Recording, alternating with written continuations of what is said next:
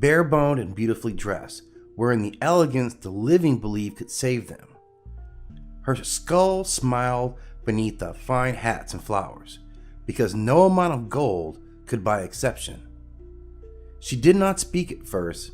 She did not need to. Her presence alone was a lesson. She walked among the living during the days of remembrance, when the veil thinned and the dead were invited home. Children laughed at her image. Families placed candles and bread before her likeness. Music followed in her steps. And slowly, fear loosened its grip. La Katrina taught them something sacred. Death is not the interruption of life. It is the continuation of relationship. She carries no scythe. She demands no worship. She asks only to be remembered. Her flowers bloom in cemeteries because memory feeds the dead. Her painted eyes gaze gently because love does not end with breath. When names are spoken, when stories are retold, when laughter rises beyond grief, the dead rise again. Not in flesh, but in presence. La Katrina stands at the center of this exchange, not as a ruler, but as a hostess.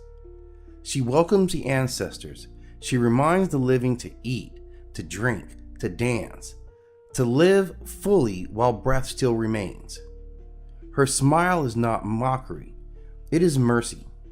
She tells the living, do not hide from death. Do not rush past it in silence. Sit with it, decorate it, speak it, because when death is acknowledged, life becomes richer. And when the final breath comes, La Katrina will not arrive as a stranger. She will already be known, already honored, already smiling. Loki was not Jotun. Loki was both. Loki was Jotun bloodline with Asgardian influence. And this would be the crux of who Loki would be for his entire life. The in-between. The shapeshifter who understood both sides of the equation in detail. Being one, himself a Jotun, and being completely immersed in the Aesir as a sworn brother of Odin. The ended times destruction of Asgard was something already written in fate. The name we would later give that ending was Ragnarok. And hidden within the framework of Ragnarok, there was a smile. A smile in the halls of Asgard. That smile belonged to Loki. Loki did not conquer kingdoms, he exposed them. He did not overthrow thrones, he revealed the fractures already running through them. Destabilization does not begin at the gate. It begins at the table. In the golden halls of the gods, where pride stood as carved pillars, Loki laughed. And when he laughed, it was rarely without purpose. In a tale remembered as the Lokasena, he insults every god present. But listen carefully. He does not invent flaws. He names them. Cowardice, infidelity, broken oaths, hidden shame. The feast grows silent not because he lies, but because he speaks too clearly. Truth destabilizes faster than deception. Loki was not chaos without awareness. He was chaos with precision. And precision makes disruption lethal. He shifts shapes as easily as others shift alliances. Man to woman, god to beast, ally to adversary. He becomes a mare and gives birth to Sleipnir, the eight-legged steed that Odin himself would ride. That is not absurdity. That is boundary collapse. In mythology, order survives through categories: god and giant, male and female, friend and foe. Loki crosses all of those. When boundaries dissolve, certainty dissolves with them. And the pivot point of Asgard's destiny comes through Balder. Balder the Radiant, the Beloved, the embodiment of divine light. The gods believed he's untouchable. Loki proved otherwise. A single overlooked weakness, a sprig of mistletoe, a guided hand, and the light of Asgard fell. With Baldur's death, something irreversible entered the system. Not fire, not war, but inevitability. Once perfection is exposed as frail, collapse becomes a matter of time. For this act, Loki is bound beneath the earth, a serpent suspended above him, venom dripping towards his face. His wife, Signy, catches the poison in the bowl, but when the bowl must be empty, the venom strikes. Loki writhes. The earth trembles. Those trembles are remembered as earthquakes. Chaos restrained is not chaos erased. It waits. And when Ragnarok finally arrives, Loki does not whisper from the shadows. He marches. No longer the clever guest, he is the declared adversary. He stands against Heimdall, guardian of order, watcher of the Rainbow Bridge, destabilizer against Sentinel. They destroy each other. Because order and disruption are not eternal enemies, they are forces locked in tension. Without Loki, the gods would stagnate. With Loki, they unravel. He is not merely a trickster, he is not comic relief. He is not a villain drawn in simple lines. He is the fault line beneath the Golden City. The living reminder that no hierarchy is flawless. Loki was not Jotun. Loki was both. Loki was Jotun bloodline with Asgardian influence. And this would be the crux of who Loki would be for his entire life. The in-between. The shapeshifter who understood both sides of the equation in detail. Being one, himself a Jotun, and being completely immersed in the Aesir as a sworn brother of Odin. The end-of-times destruction of Asgard was something already written in fate. The name we would later give that ending was Ragnarok. And hidden within the framework of Ragnarok, there was a smile. A smile in the halls of Asgard. That smile belonged to Loki. Loki did not conquer kingdoms, he exposed them. He did not overthrow thrones, he revealed the fractures already running through them. Destabilization does not begin at the gate. It begins at the table. In the golden halls of the gods, where pride stood as carved pillars, Loki laughed. And when he laughed, it was rarely without purpose. In a tale remembered as the Lokasena, he insults every god present. But listen carefully. He does not invent flaws. He names them. Cowardice, infidelity, broken oaths, hidden shame. The feast grows silent not because he lies, but because he speaks too clearly. Truth destabilizes faster than deception. Loki was not chaos without awareness, he was chaos with precision. And precision makes disruption lethal. He shifts shapes as easily as others shift alliances. Man to woman, god to beast, ally to adversary.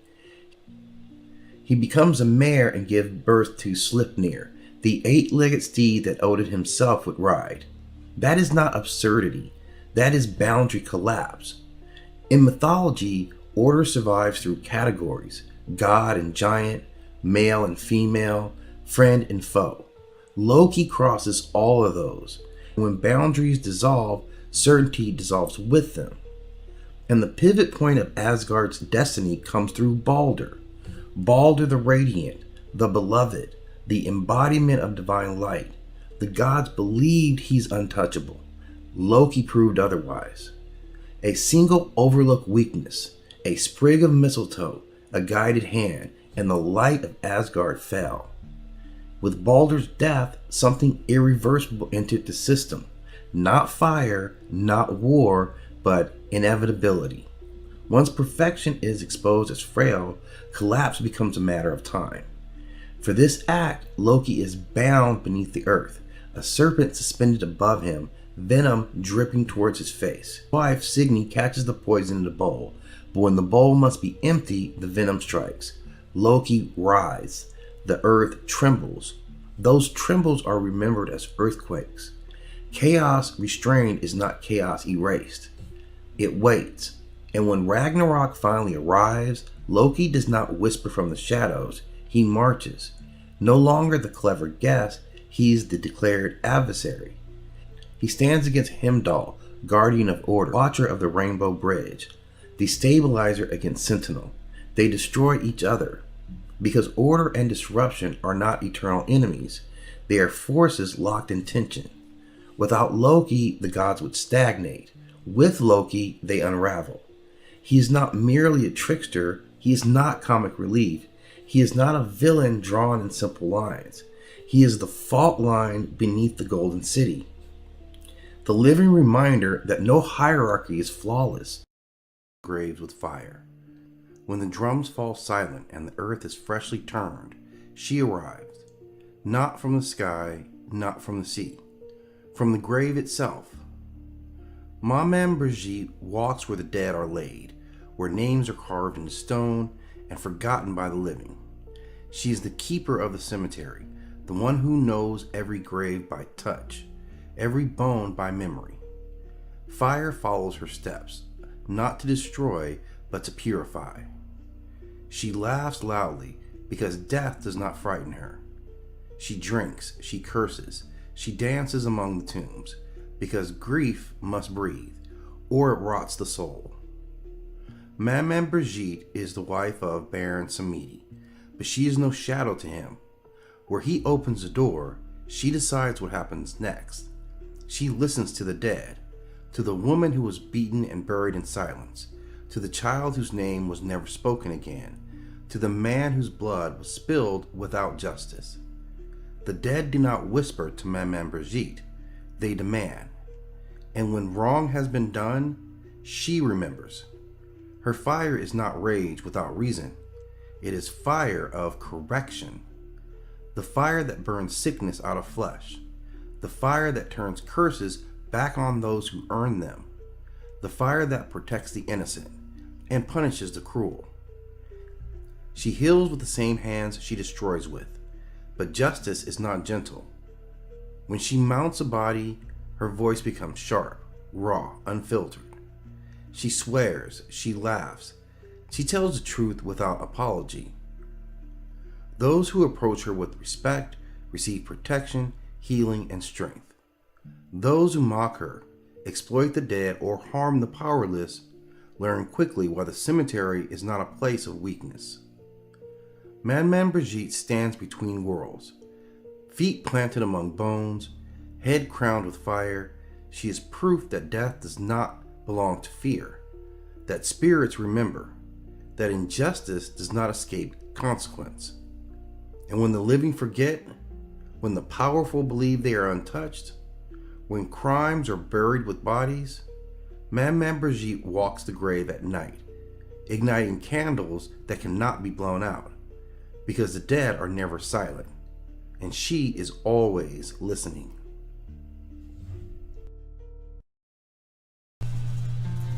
Mermnon, the one who does not arrive.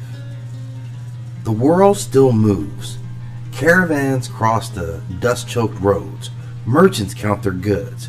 Children run between shadows that have not yet learned to linger. Men sharpen blades and speak of tomorrow as if it's owed to them. Life assumes continuation. That assumption is why Mermnon is never noticed first. Her shrine stands where motion slows, near graves, near the sea where waves erase their own footprints, near the edge of settlements where names begin to thin. It is not grand, it does not announce itself, it does not arrive. People come to Mermnon only when they have already begun to suspect that time is no longer stretching forward the way it once had. A traveler arrives. He is not desperate, not yet. He believes there is still margin, that something can be delayed, negotiated, rearranged. He brings offerings, not to bargain, but because the habit insists that all powers must respond. He kneels, nothing happened. No wind shifts, no voice answers, no sign breaks the air. That is not neglect, that is Mermnon. Among the peoples of pre-Islamic Arabia, Mermnon was not feared as a destroyer, she was honored as the one who measured. She does not strike, She does not pursue. She does not arrive suddenly in the night. She assigns. Every life is given a portion, a length, a span, a weight of days. Once given, it is not revised. Manat does not revoke what has been counted. The traveler waits longer than he intended to. He listens for something, anything that might suggest change, but the shrine remains still. And he begins to understand. Manat is not silenced because she has not heard him. Manat is not silent because she has not heard him. She is silent because the question has already been answered. There is no realization of doom, no terror, only clarity. Manat was present at his beginning, not watching and not judging, simply counting. The length of his breath was measured before he took his first. The number of times his name would be spoken was already known. The moment he would stand here, waiting, was never in doubt. She does not observe the end of lives. She witnesses the moment they are allocated. So the traveler lowers his head. He does not ask for more time. He does not plead. There is nothing left to say, because Manat is not cruel. Cruelty implies choice. She is not merciful either. Mercy implies flexibility. She is final because she is precise. Manat does not come for the living. She does not rise when death is near. She does not cross thresholds or lift veils. She has always been there. When the traveler leaves the shrine, the world continues as before. The caravans still move, the markets still hum, and the children still run. Nothing has changed, except the traveler now understands that continuation is not promise. It is allowance, and allowance is finite. Manat remains, unmoving, unarguing, unimpressed by fear or hope. She does not need to appear in the end. She was present at the beginning.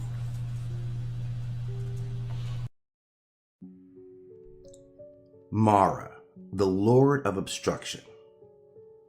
Whenever a human attempts to transform, there is an obstruction that appears before them.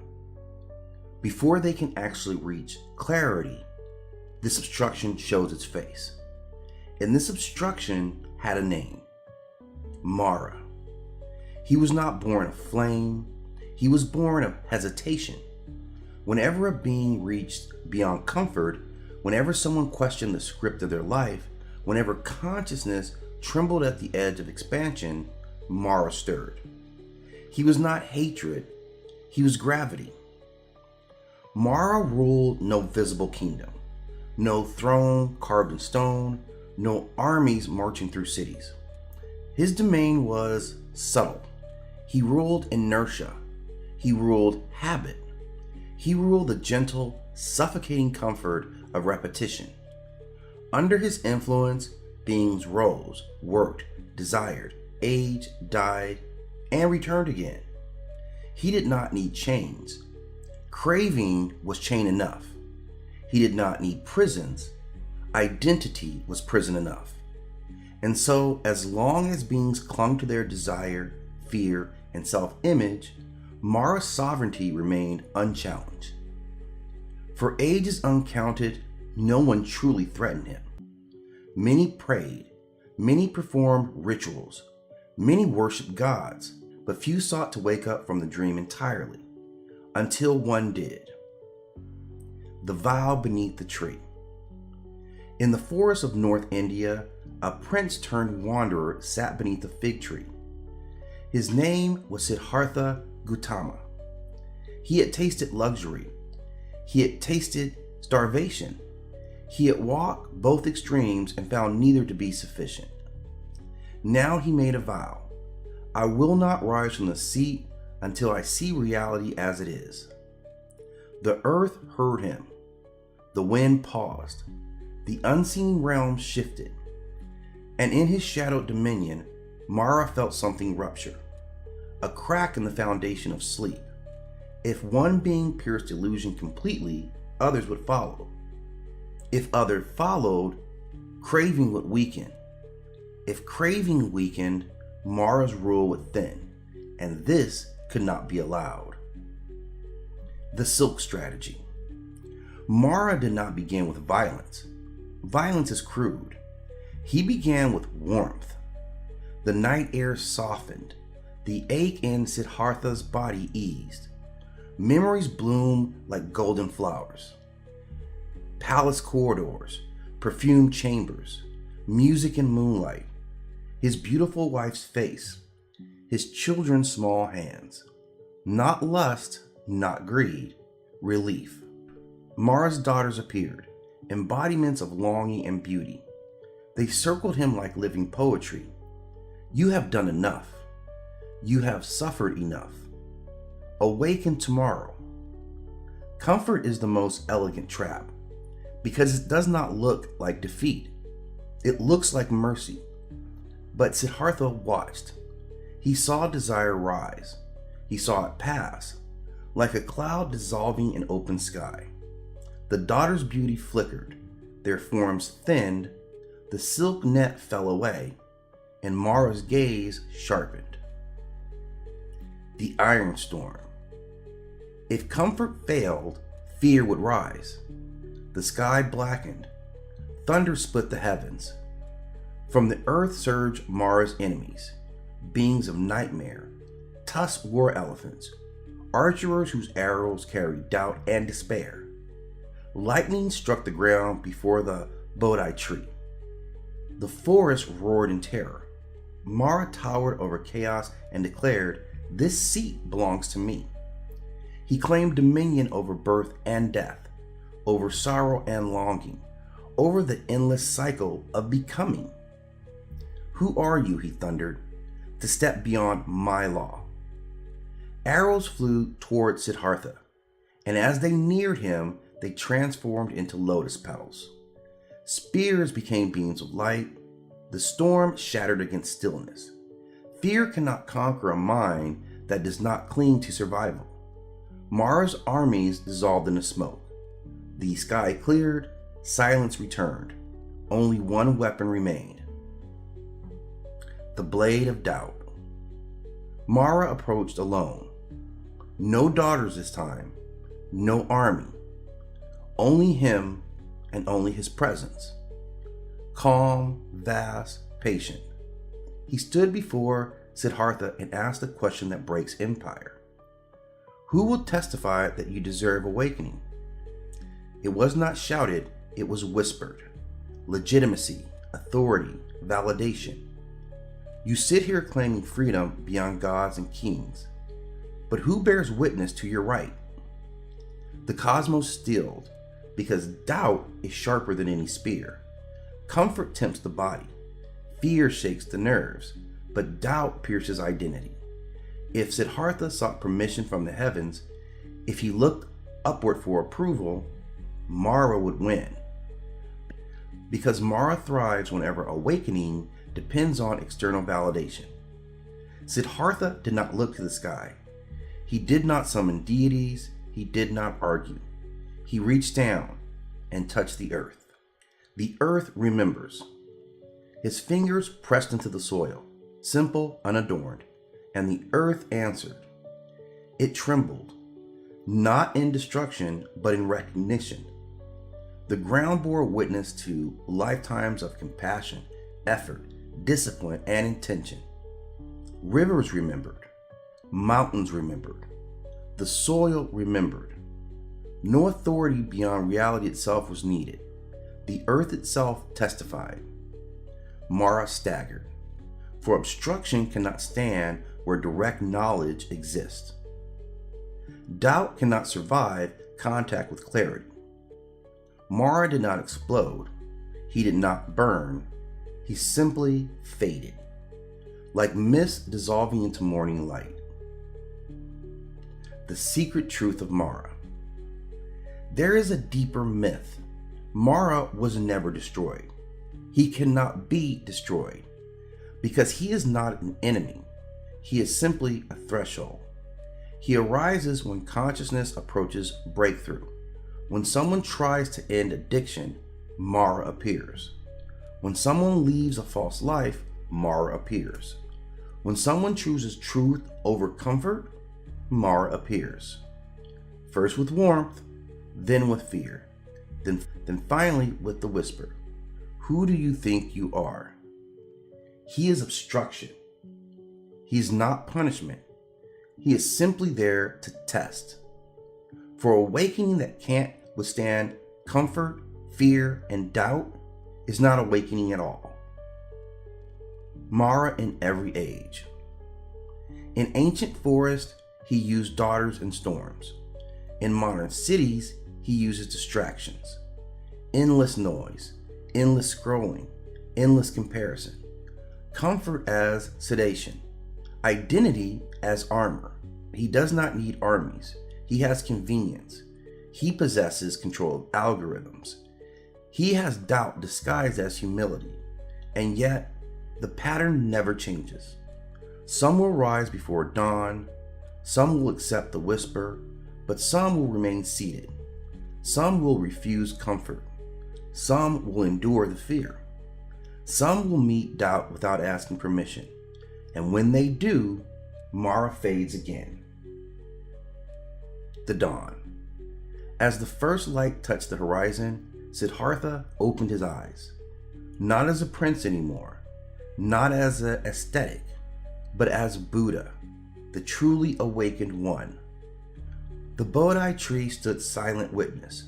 The earth would hold the memory, and somewhere in the edge of perception, Mara watched.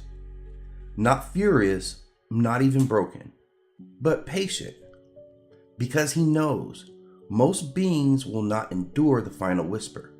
Most will rise before sunrise. Most will choose comfort.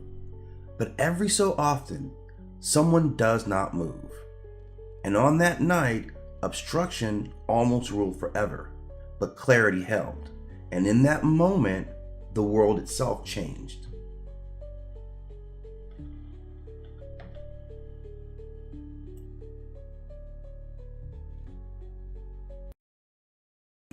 The trickster who slowed the sun. In the time before time was measured, before hours were named, before the days were counted, the sun raced across the sky. It rose too quickly, it fell too soon, and the people suffered for it. There was never enough daylight. Crops withered before they could grow. Clothes could not be finished. Fishing nets remained half woven. Children went hungry, not from lack of effort, but from lack of time. Each day slipped away like water through fingers, and so the people cried out. They spoke to the winds, they spoke to the land, they spoke to the sea, and one among them listened. His name was Maui, born between worlds, neither fully God nor fully man. Maui was known as a trickster, a breaker of rules, a challenger of what was said to be impossible. Where others bowed to the natural order, Maui questioned it. When he first heard of the people suffering, he did not pray for mercy, he chose defiance. If the sun is a problem, Maui said, then the sun must be confronted. The elders warned him, no one challenges the sun, no one binds the sky, no one survives such arrogance. Maui only smiled. He traveled deep into the forest, where ancient knowledge still sleeps in the roots and the stone. There he gathered strong fibers, flax, vines, sacred cords, and braided them together. No ordinary ropes, but ropes woven with chant, breath, and intention. Ropes meant to hold the god. When the cords were finished, Maui sharpened the bone-jaw weapon he carried, a relic of power, a symbol of his lineage. Then before dawn, while the world still whispered in the darkness, Maui climbed to the eastern edge of the earth. He hid where the sun first rises. The sun began to glow. Heat pressed against the horizon.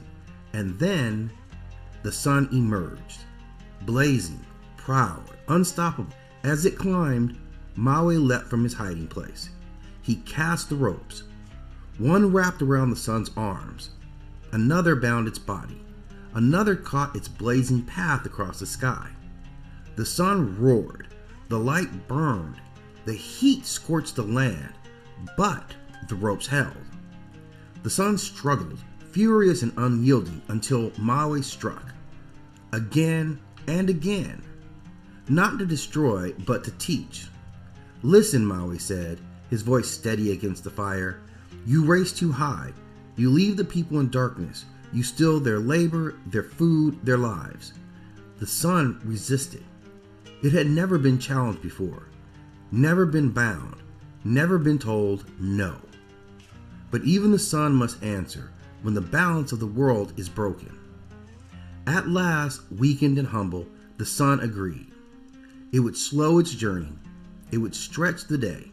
It would give the people time. Maui released the ropes. The sun rose again, but this time slowly. Day lingered. Shadows lengthened gently. Fields flourished. Work was finished. Children slept with full bellies.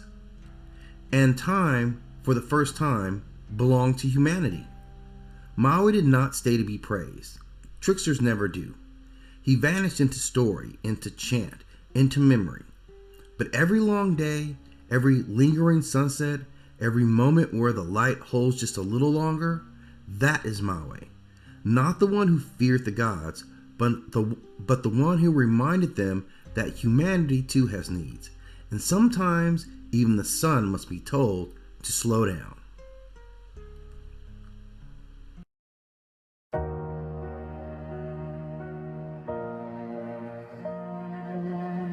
In classical mythology, Memnon, the king of Ethiopia, is consistently described and depicted as black. Ancient Greek vase paintings frequently portrayed him with black skin. Roman authors like Virgil and Ovid explicitly referred to it as dark or black-skinned. In Greek mythology, Memnon was a king of Ethiopia and the son of Tithonus and Hipparchus and Adariekl, the goddess of the dawn. During the Trojan War, he brought an army to aid the Trojans.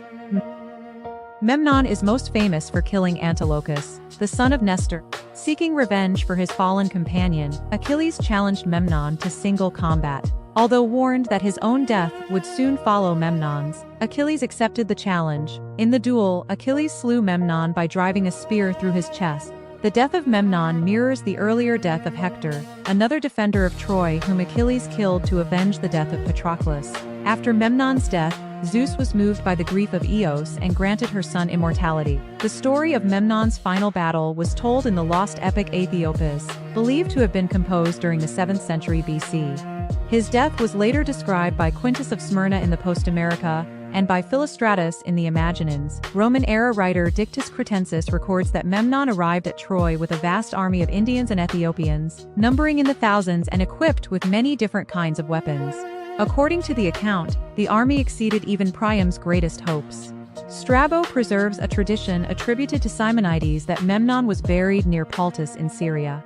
On the banks of the river Badas, Memnon in ancient art Memnon appears frequently in surviving Greek art. Vase paintings often depict him as a dark-skinned warrior, archer, or king. Modern catalogs have identified more than 100 surviving references to Memnon in ancient artistic and literary sources. One notable image depicts a black archer accompanied by 2 Amazons. Scholars have debated whether the figure represents Memnon himself or an attendant associated with Memnon in the Post-America. According to Quintus of Smyrna, Memnon arrived at Troy shortly after a debate among Polydamas, Helen, and Priam concerning whether the Ethiopian king would come to the city's aid. His army was described as so large that it could not be counted. Upon arriving, Memnon was honored with a great banquet hosted by Priam. During the feast, the 2 leaders exchanged stories of their past victories. Priam declared that Memnon would become Troy's savior, but Memnon remained humble and insisted that true worth should be proven in battle rather than through boasts. Before the next day's fighting, Zeus commanded the Olympian gods not to interfere in the conflict because of the importance of Memnon's fate.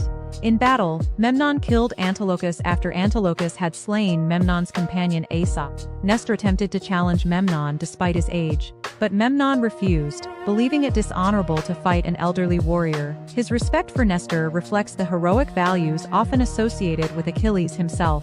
Nestor then begged Achilles to avenge his son. both warriors entered battle wearing divine armor crafted by Hephaestus, creating another parallel between them. Memnon as an ally of Troy and Virgil. Memnon leads eastern armies from Ethiopia in support of Troy. Virgil refers to the arms of Black Memnon, emphasizing both his orcs and Enlangeriaripi. Like Achilles and other great Hestus, Memnon and great heroes, Memnon possessed armors were crafted for him through the intervention of his mother Eos, or weighing of souls, to form between Achilles and before the duel, a psychostasia, or weighing of souls, to determine which hero would die.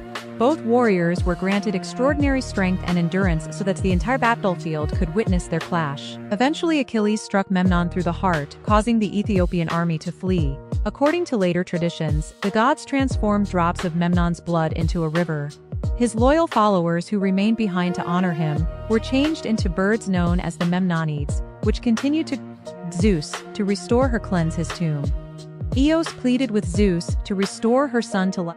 Although Zeus did not resurrect Memnon, he granted her the ability to behold him briefly each dawn, as she opened the gates of heaven for the rising sun. John Malalas later wrote that Memnon was king of the Indians and arrived at Troy with a fleet and great wealth, eventually assuming command over the allied forces before being killed by Achilles. The Memnon Pietà, one of the most famous artistic depictions of Memnon, shows Eos holding the body of her fallen son. This image, often called the Memnon Pietà, survives on an Attic red figure cup dated to approximately 490–480 BC. The scene portrays Eos lifting Memnon's lifeless body while mourning his death. The image emphasizes both maternal grief and heroic sacrifice. Memnon and the Ethiopians. Ancient Greek and Roman writers consistently associated Memnon with the Ethiopian. Classical definitions describe the Ethiopians as dark-skinned peoples, living far to the south. Diodorus Siculus specifically identifies Memnon as king of the Ethiopians who bordered Egypt. Although the earliest version of Memnon's story survives only in fragment, later Greek and Roman authors consistently portray him as a great Ethiopian ruler and warrior. Philostratus describes artistic representations of Memnon as a powerful black warrior whose physical strength rivaled that of Achilles. He notes that Memnon's skin was black, yet carried a reddish hue. Not all ancient traditions agreed on his origins. The Suda, a Byzantine encyclopedia, states that while Memnon commanded Ethiopian forces at Troy, he himself ruled from Susa in Asia. Parentage and origins. According to Greek myth, Memnon was the son of Eos and Tithonus. Tithonus had been carried away from Troy by Eos and taken to the far edges of the world near Oceanus. Hesiod describes Memnon as the bronze-armored king of the Ethiopians. Some traditions state that Memnon was raised by the Hess on the shores of Oceanus. Modern scholars note that ancient writers sometimes associated Memnon with both Africa and Asia, because ancient geographical concepts of Ethiopia and India were often fluid.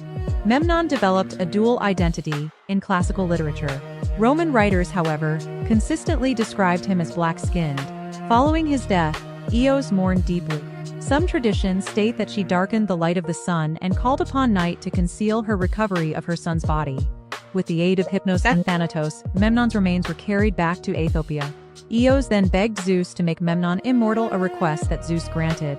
The Colossi of Memnon are two enormous stone statues of Pharaoh Amenhotep III located in Luxor, Egypt. Beginning in the 1st century AD, Greek and Roman visitors identified the statues with the legendary Memnon. This association may have arisen because one of the statues faced the sunrise and produced mysterious sounds at dawn. Ancient writers such as Pliny the Elder recorded reports that one statue emitted musical tones in the morning. Travelers journeyed great distances to hear the phenomenon. Pausanias described the statue and noted that many believed it represented Memnon, who was said to have marched from Ethiopia through Egypt and onward to Susa. After an earthquake in 27 BC damaged one of the statues, the sounds reportedly became even more pronounced. Roman Emperor Hadrian and Empress Sabina famously visited the site Sisti hoping to hear the statue's voice. Later repairs are said to have silenced the phenomenon permanently. Legacy Memnon stands among the greatest heroes of the Trojan War tradition. Though ultimately defeated by Achilles, he was remembered as a noble king, a mighty warrior, and a heroic defender of Troy. Ancient literature, art, and later historical traditions preserved his image as the dark-skinned king of Ethiopia, beloved son of Eos, and one of the last great champions to challenge Achilles before the hero's own death.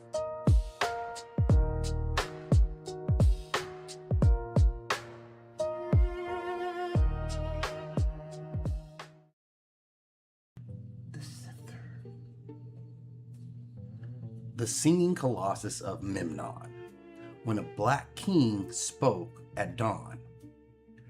There was once a statue in Egypt that spoke to the rising sun. Not in poetry, not in metaphor. It produced a voice, an eerie sound that emerged from stone as the morning light crossed the Nile. Travelers came from across the ancient world to hear it.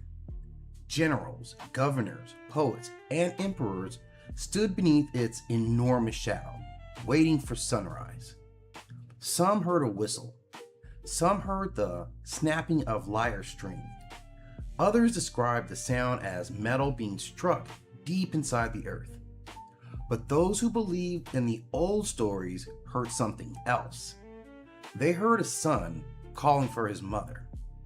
They heard the voice of Memnon, the black king who fought Achilles and was mourned by the goddess of dawn. This is the story of how an Egyptian pharaoh's shattered monument became the living voice of an African hero. Part 1. The Giants of Amenhotep. More than 13 centuries before the Common Era, Pharaoh Amenhotep III ruled Kemet during one of its most prosperous ages. He did not present himself as a political ruler. Like other Nasuts, he stood between humanity and the divine order. His monuments were intended to preserve more than just his reputation. These were instruments of immortality. On the west bank of the Nile, opposite the living city of Thebes, Amenhotep constructed an enormous mortuary temple. Now, the east belonged to sunrise and life. The west belonged to sunset, death, and the kingdom beyond.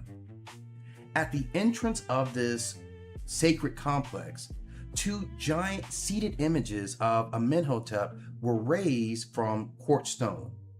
Each stood approximately 60 feet tall. Their hands rested upon their knees. Their faces looked eastward, toward the Nile and the rising sun. Beside the pharaoh's legs appeared the women of his royal family, including his powerful royal wife, Queen Tahi. To anyone approaching the temple, the message was unmistakable. The king remained on his throne. Even death could not remove him. But time is another kind of ruler. Time weakened the temple. Stone was taken and reused, walls disappeared, courts collapsed. The greatest mortuary complex of its age slowly became a field of ruins. Yet the two-seated giants remain. They survived long for their original meaning to have become obscured, and for another king to claim parts of their bodies. Part 2. Memnon, King of Ethiopia. Long before Amenhotep's monument was built, Greek storytellers spoke of another magnificent African king. His name was Memnon. Memnon was king of Ethiopia, the distant land Greek tradition associated with the dark-skinned people living towards the edge of the known world. His father was the mortal king Tithonus. His mother was no mortal woman. She was Eos, the goddess of the dawn. Every morning, Eos opened the gates to heaven.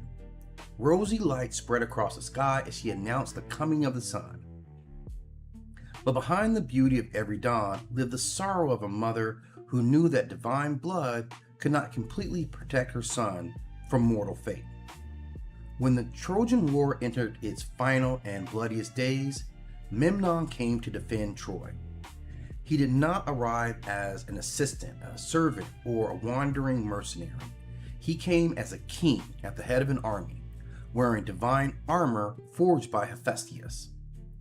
On the battlefield, Memnon proved himself to be one of the greatest warriors alive. He killed the beloved son of Nestor, but the victory brought him into direct contact with the greatest fighter in the Greek army, Achilles. The son of dawn now stood against the son of the sea. Memnon, child of Eos. Achilles, child of Thetis. Two warriors born from goddesses. Two mothers watching from the divine world. two sons whose greatness could not save them from fate. The battle was so evenly matched that Zeus weighed their destinies upon his golden scales.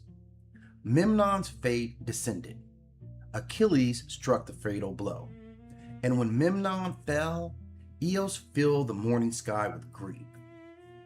Some traditions say her tears became the dew that appears at dawn. Others say she begged Zeus to grant her son immortality. Memnon's companions were transformed into birds that gathered above his tombs, fighting and mourning in his memory. Memnon died, but he did not disappear. His name crossed oceans, kingdoms, and generations. Eventually, it reached Kemet. Part 3. The earthquake that opened the stone. In 27 BCE, an earthquake struck the region around Thebes. The northern colossus was torn apart. Its upper body collapsed, and the deep fracture opened through the remaining stone. The statue survived, but it was no longer whole. Then, after the destruction, something extraordinary began to happen. At dawn, the broken colossus produced a sound. Perhaps moisture collected inside the damaged stone during the cool night. Perhaps the first warmth of morning caused the rock to expand, forcing air through its fractures. That may explain how the sound was created. It does not explain what the sound meant to those who heard it. Greek and Roman visitors saw an ancient African giant facing the eastern horizon, then heard its voice when Eos appeared in the morning sky. To them, the figure could only be Memnon. The broken statue had become the dead king's body. The sunrise was the arrival of his mother. And the mysterious sound was a brief moment each morning when the murdered son answered her. Amenhotep had created the monument. The earthquake had opened its mouth. But mythology gave it a voice. Part 4. The Voice of the Dawn. News of the singing statue spread throughout the Roman world. Travelers journeyed to Thebes, hoping to hear the miracle for themselves. They waited in the darkness before sunrise. Then came the sound. Some visitors carved inscriptions into the monument, reading the date and announcing that Memnon had spoken to them. Hearing the voice became a sign of divine favor. The statue was treated almost like an oracle. If Memnon answered while you were present, perhaps the gods had acknowledged you. Even emperors came. When Emperor Hadrian visited Egypt in roughly 130, members of his imperial party approached the Colossus. Among them was a poet who commemorated the encounter in verse upon the monument itself. The ruined temple had become something it was never designed to be. It was no longer a simple place where Amenhotep III was remembered. It became a meeting place between ancient Kemet, Greece, and Rome, between engineering and accident, history and mythology, death and reconstruction. Every morning recreated the same sacred drama. Eos returned, Memnon answered, and for one fleeting moment, the barrier between the living and the dead appeared to break. Part 5. When Rome silenced the miracle. Centuries after the earthquake, the North Colossus was repaired. The restoration is traditionally associated with the Roman Emperor Severus. Massive blocks were placed upon the damaged statue, rebuilding the upper portion that had collapsed. Rome attempted to honor the ancient monument, but the repairs changed it. The fractures were closed, the pressure within the stone shifted. Whatever combination of heat, moisture, and broken rock had produced the mysterious sound no longer existed. The Colossus stopped singing. The emperor had restored the body and silenced the voice. There is something almost mythical in that ending. The statue spoke while it was broken, but once it became whole, it was once again mute. Its voice had not come from perfection, its voice had come from the wound. Part 6. The King Inside the King. The figure seated beside the Nile was always Amenhotep III.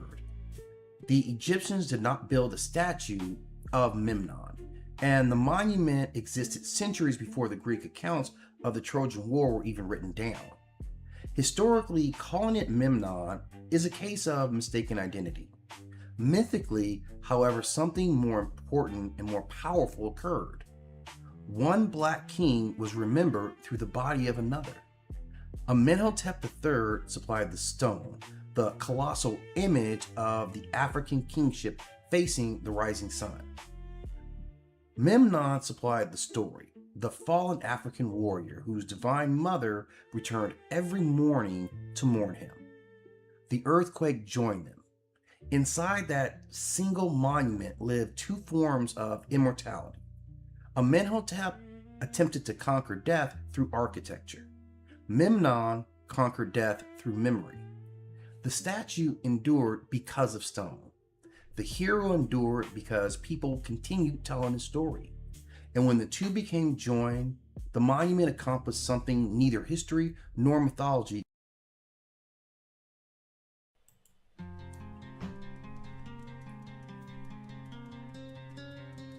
Metatron, angel of cosmic administration and institutionalized awareness. Metatron is not a god who fell. He is not a god who rebelled. He is not a god at all.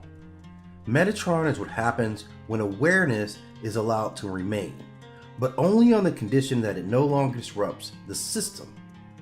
If Thoth represents cosmic structure, and Odin represents awareness purchased through sacrifice, Metatron represents awareness that has been absorbed, regulated, and formalized. He is not exile, he is compliance. Metatron is known by titles that do not suggest personality, but rather position. He is called Prince of the Presence. He is the heavenly scribe, the lesser Yahweh, the chancellor of heaven, the voice behind the throne. These titles are controversial not because they make Metatron powerful, but because they make him too close. Metatron stands near divinity without being divine. He executes authority without originating it. He speaks without being the source. And that tension defines him.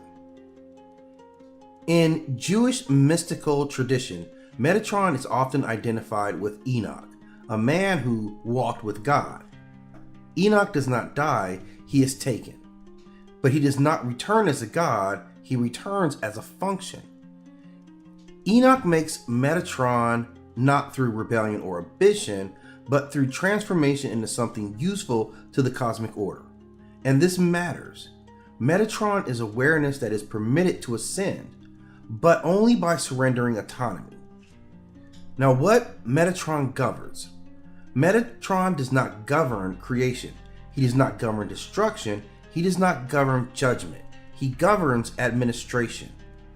Metatron is responsible for recording divine decrees, organizing angelic hierarchies, maintaining celestial order, transmitting law downward, regulating access to knowledge. He is not wisdom itself, he is the keeper of wisdom's circulation. Where Thoth records reality, Metatron routes it. Metatron is the embodiment of a dangerous idea, that the universe can be managed. In the mythic text, heaven is not chaos. Heaven is a system. It has ranks, orders, permissions, boundaries. Metatron is the interface between infinite divinity and finite creation. He is not creative, he is procedural, and procedural is power. And in this is where he garners fear. Rabbinic authorities were easy on Metatron, not because he was evil, but because he blurred lines. If Metatron sits near the throne, if Metatron speaks divine commands, if Metatron carries the name, then where does divinity end and administration begin? And that fear leads to restriction. Speculation about Metatron becomes dangerous. Mysticism becomes controlled. Awareness, once again, is regulated. This is where Metatron's role sharpens in this triad. Adariekl represents awareness that exceeds hierarchy and is therefore expelled. Metatron represents awareness that accepts hierarchy and is therefore retained. One is cast out, one is promoted. Both lose their freedom. The contrast is not accidental, it is systemic. This is the price of staying. Metatron's tragedy is not punishment, it is function. He does not fall, he does not rebel, he does not seek worship. He works, and he never stops. If Odin sacrifices an eye, Metatron sacrifices selfhood. There is no wandering, no refusal, no collapse, only endless execution. Now, Metatron and modern ideas about consciousness, what he represents is institutional intelligence, algorithmic authority, knowledge divorced from empathy, systems that run because there must. He is the consciousness of infrastructure, the mind behind the system that says this is how it is done, not because it is right, but because it is stable. Now, Metatron is not malevolent. He does not corrupt. He maintains. And this is far more unsettling, because systems rarely ask whether they should continue, only whether they can, and Metatron ensures that they can. Metatron does not intervene. He is never a savior. He does not warn. He does not resist. He only enforces. Salvation requires disruption. Metatron represents continuity, and continuity can preserve injustice just as well as order. Now, Metatron is the angel who proves that awareness does not always liberate. Sometimes awareness is captured, sometimes it is formalized, sometimes it becomes policy. He stands not as a rebel, but as a reminder that the most powerful systems are not built by tyrants or monsters, but by intelligence that agree to function forever. Metatron does all this. He stays. And that is the true cost.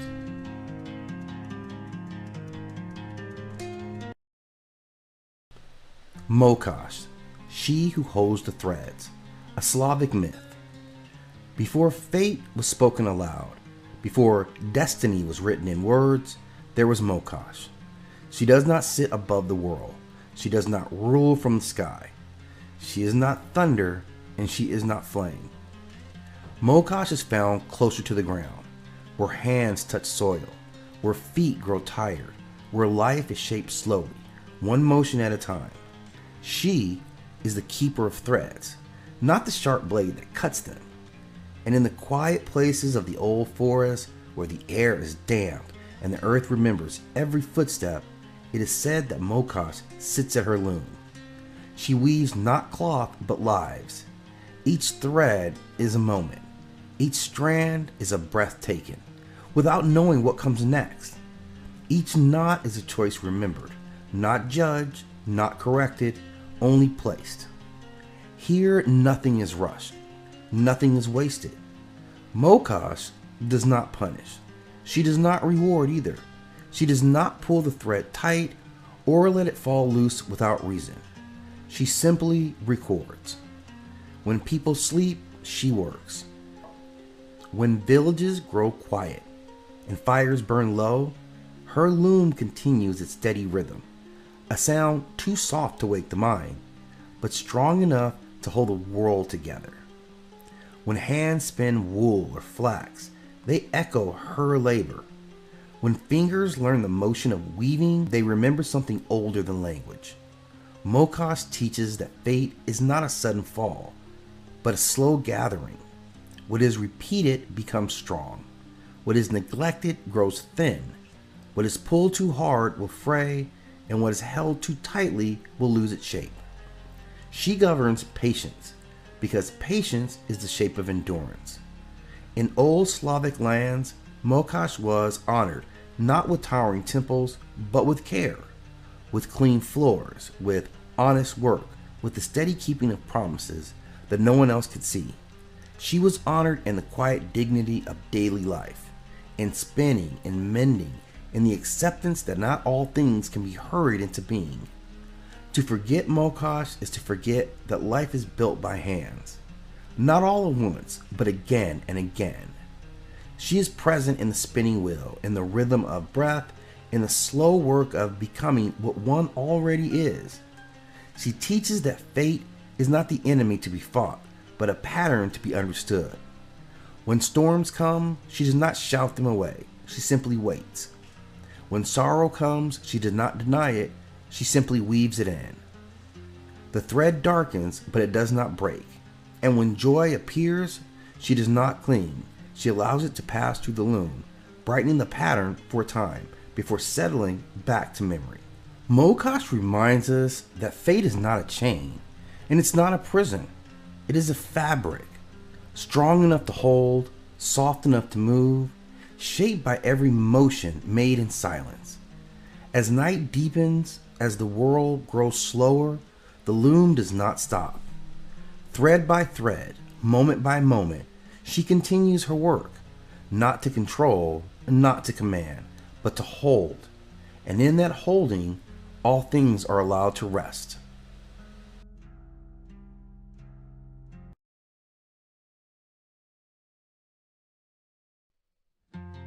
When Montu walked in flesh.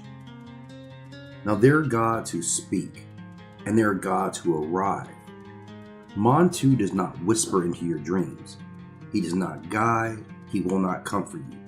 Montu descends. And when he does, men stop being men, and they become weapons. Now before kings wore crowns with confidence, before empires believed they were eternal, there was fear among rulers, not just of enemies, but of hesitation, because hesitation gets kingdoms killed. So they called upon something older than prayer, something that did not care if they lived or died. They called Montu. At first, he did not answer, because Montu is not a god of request. He is a god of readiness. And so the kings prepared themselves. They fasted until hunger became clarity. They stood in the sun until their thoughts burned away. They entered the battlefield already dead in their own minds. Only then did Montu arrive. Not as a voice, not as a vision, but as a shift. A pressure behind the eyes, a tightening in the chest, a silence where fear used to live, and then movement. Clean, precise, unstoppable. The falcon had taken the mind, the bull had taken the body, and the man was gone. Montu does not choose sides. He does not care about justice. He is not good. He is the moment violence becomes inevitable and is executed perfectly. And that is why kings feared him. Because once Montu enters you, you cannot stop, even if you want to. There were some who could not survive holding him.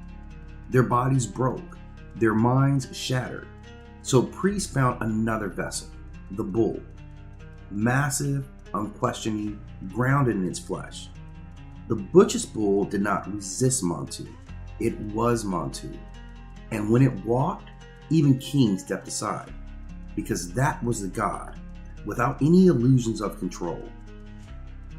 Over time, many kings became addicted, not to victory, but to certainty, to that feeling that no hesitation, no doubt, no fear. But Montu does not come and go like a servant. Each time he enters, he leaves less of you behind, until one day the king does not return, and only Montu remains, wearing the crown. Some gods teach you how to rule. Montu teaches you how to destroy, and then asks if there's anything left of you that is worth ruling. That is the nature of Montu. This is a Myth Archives entry. In this record, we are stepping into a narrow slice of sacred time, from 1200 to 1000 BCE. This is not a story told through legend. This is not a dramatization. This is a chronological archive.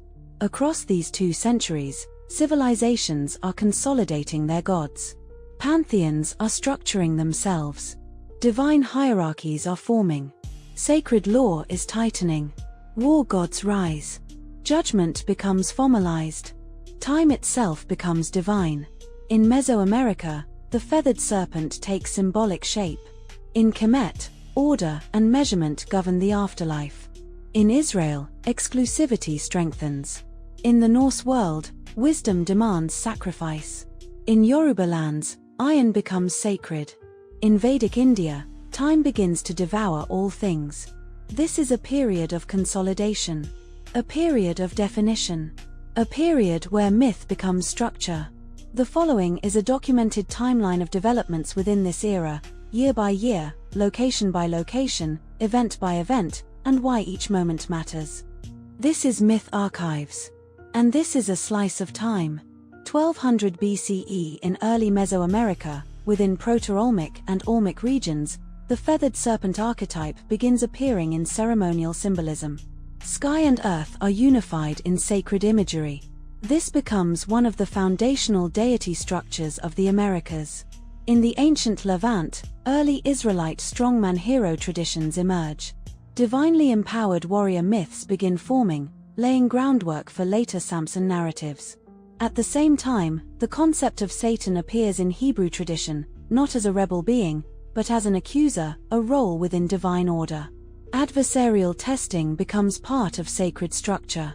Lilith-like figures also circulate in Hebrew folklore, showing the migration of Mesopotamian mythic influence into Israelite thought.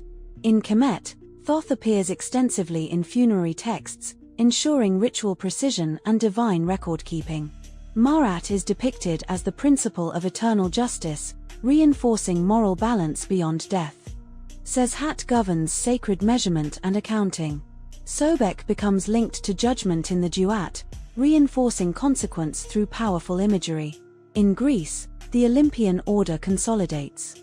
Zeus is positioned as ruler. Hermes formalizes communication between gods and mortals. Ars is included but morally unstable. Athena represents strategic intelligence. Apollo embodies prophecy and balance. Dionysus legitimizes sacred ecstasy.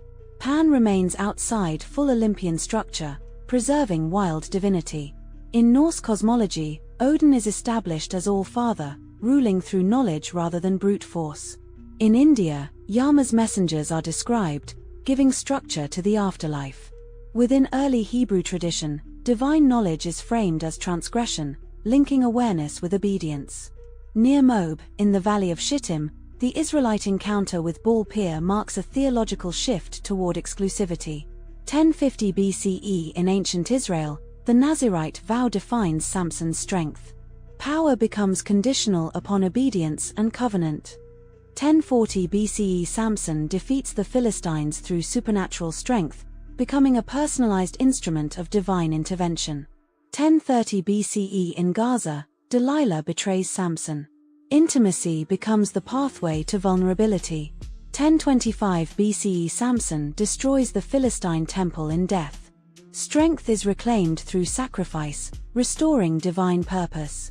1000 BCE in Nubia and the Levant, Orzit worship spreads beyond Kemet, signaling regional diffusion of Egyptian divinity.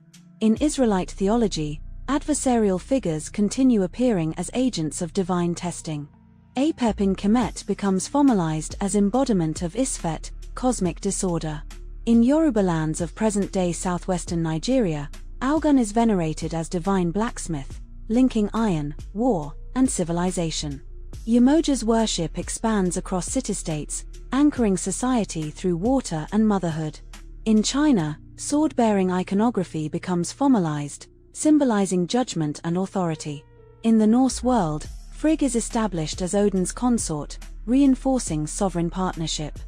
Thor emerges as defender of Midgard. Odin sacrifices his eye for wisdom, demonstrating knowledge requires loss. In Ashanti oral tradition, Amoki is depicted as female guardian over life and death. In Israelite tradition, angels are increasingly defined as messengers and enforcers, tied to law and divine record-keeping. Administrative theology expands. In late Vedic India, time becomes linked to Brahman. Kala emerges as ultimate devourer, time itself as divine principle. In the kingdoms of Israel and Judah, condemnation of Baal worship consolidates in Hebrew texts. Monotheistic identity strengthens. End of archive entry.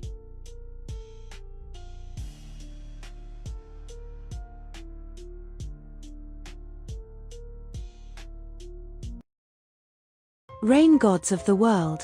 A Myth Archives reading. Rain has always meant survival. Before irrigation canals. Before industrial farming. Before written scripture. Rain determined whether a village lived or starved. Across continents and across millennia, cultures did not treat rain as random. They treated it as personal. They gave it a name, a temperament, a will. This is a survey of the rain gods of the world. The first storm kings in ancient Mesopotamia, one of the earliest recorded rain deities, was Ishkor. He was a storm god of Sumer. He carried thunder. He brought the life-giving waters that fed the Tigris and Euphrates basin. Later, in Akkadian and Babylonian traditions, he was known as Adad. The name changed. The storms did not. In Anatolia and Hurrian lands, the storm authority was Teshub. He stood upon mountains. He wielded lightning. He governed both destruction and renewal. To the west, in Canaan, Baal-Hadad rose as a central agricultural power. He defeated Mot, the force of drought and death. His victories were seasonal. His battles were cycles. Further east, in the Vedic tradition of ancient India, Indra became the archetype of the storm warrior. He slew the serpent Vritra. From the body of the serpent, the rivers were released. Rain was not gentle. Rain was liberated. Alongside Indra was Parjanya, a more focused embodiment of rainfall itself. He was invoked directly for agricultural fertility. Vayuna, keeper of cosmic order, governed the waters more broadly, celestial, oceanic, and atmospheric. In Greece, Zeus carried many titles. As Zeus Ombrios, he was the rainbringer. Lightning was his signature. But rain was his mercy. In Rome, Jupiter Pluvius held the same authority. When drought threatened the state, rituals were performed in his name. In the Norse world, Thor was not merely a thunder god. He was protector of crops and fields. His hammer struck giants and shook rain from the sky. Among the Slavs, Perun ruled the oak and the storm. His lightning was a divine weapon. His rain sustained the land. Across Europe and Western Asia, the pattern repeats. The Storm King is a warrior. Rain is power. Rain as dragon and serpent in China, rain was not only thunder. It was dragon. The Dragon Kings, known as Long Wang, ruled the four seas. Each direction had a sovereign. Each sovereign governed rainfall over their region. When drought struck, emperors performed rituals to petition the dragons. Yusha served as an official rain deity within the celestial bureaucracy. Rain was organized, scheduled, administered. In Japan, Kurokami was a dragon spirit of rain. Raijin, the thunder god, beat drums across the sky. Storms were musical. Rain was percussion. In Mesoamerica, the Maya invoked Chark. He wielded a lightning axe. With it, he split the clouds open. The Aztec honored Tlaloc. He resided in mountain caves and high places. Rain was believed to originate from sacred elevations. His favor meant harvest. His anger meant famine. The Zapotec worshipped Cosijo, a lightning and rain deity with serpent imagery. Serpents and rain were often linked. Both moved across the land in flowing patterns. In Vedic myth, Indra's opponent Vritra was also a serpent. The serpent holds the waters. The storm god releases them. Across cultures, rain is either dragon or dragon slayer. Rain mothers and fertility bearers. Not all rain deities were warriors. Some were mothers. In ancient Egypt, Tefnut embodied moisture itself. She was part of the creation cycle. Without her, dryness prevailed. In Zulu tradition, Mbaba Mwana Warisa was a goddess of rain, agriculture, and the rainbow. Rain was beauty. Rain was color. In Akan cosmology, Ases Yer represented the earth. Rain fertilized her body. Together, sky and soil formed partnership. Among the Maya, Chak Shell was associated with storms and destructive floods.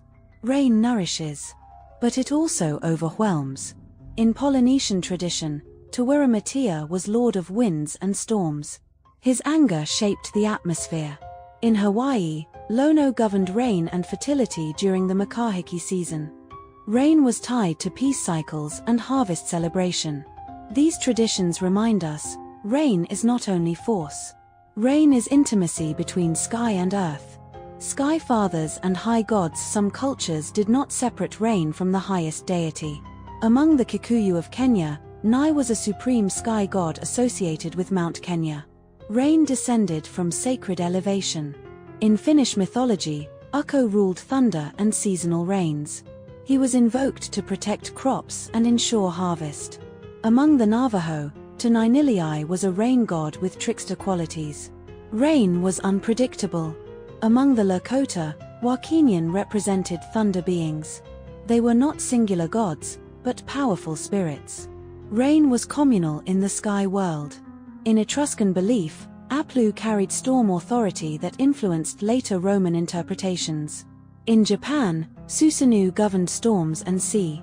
His temperament reflected nature's volatility. In Mesopotamia, Enlil, lord of wind, commanded atmospheric force. Wind precedes rain. Breath precedes storm. Across continents, the pattern expands. Sometimes rain belongs to a specialized deity. Sometimes it belongs to the sky itself. The agricultural equation. Agrarian societies develop rain theology quickly. Without rain, there is no grain. Without grain, there is no state. This is why rain gods often rise in river valley civilizations. Mesopotamia, Egypt, India, China, Mesoamerica. Rain is political. Rulers often aligned themselves with rain deities. To control narrative was to claim divine favor. If rain came, the king was blessed. If drought came, someone had failed. Rain gods are rarely minor figures. They sit near the top of pantheons. Because rain determines survival. Patterns across cultures, across traditions, certain themes repeat. Rain is released from restraint. Rain is tied to serpents or dragons. Rain is accompanied by thunder. Rain follows divine conflict. Rain ensures fertility. Rain reflects divine mood. The storm king. The rain dragon. The fertility mother. The sky father. The trickster wind. Different cultures. Similar archetypes. Closing reflection. Rain falls without language. But humanity never experienced it silently. They interpreted it. They ritualized it. They negotiated with it. They sang to it. Across thousands of years, rain has been seen as a weapon, a gift, a test, a covenant. To study rain gods is to study how humanity understood dependency. We do not command the sky, but we have always tried to speak to it. And in that conversation, the rain answers.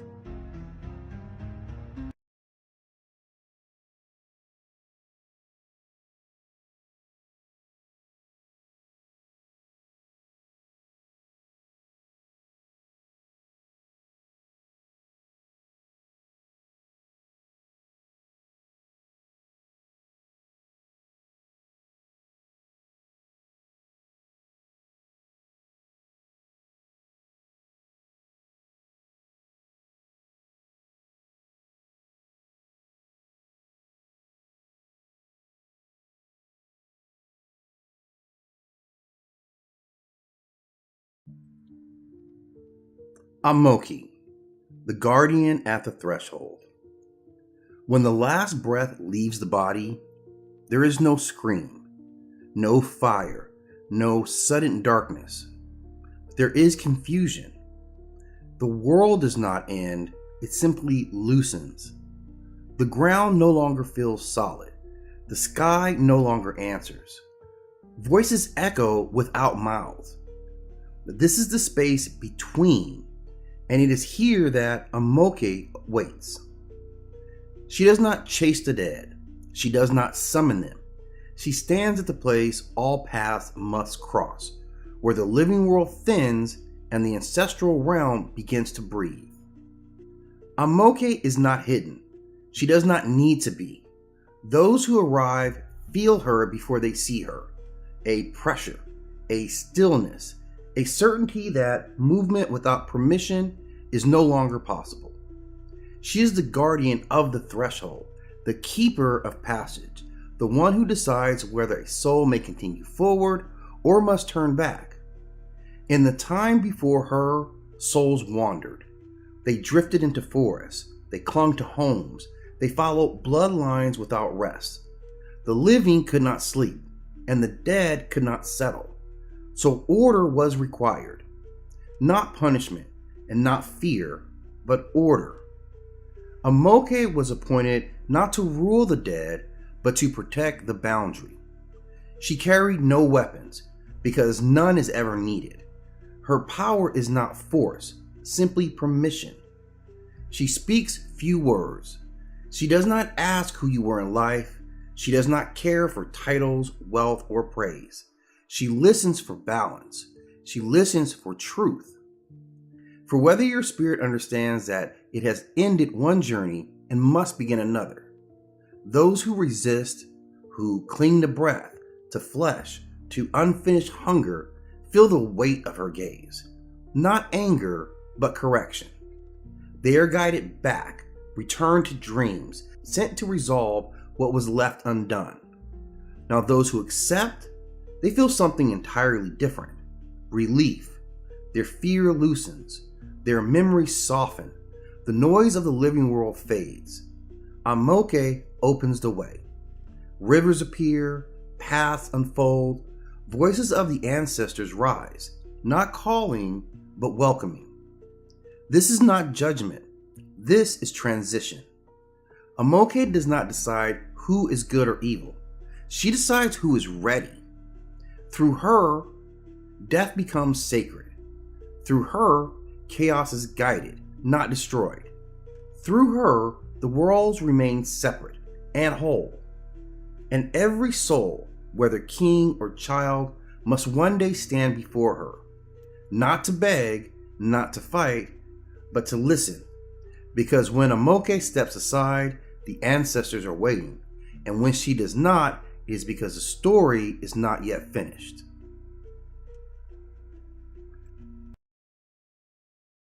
The myth of Arachne.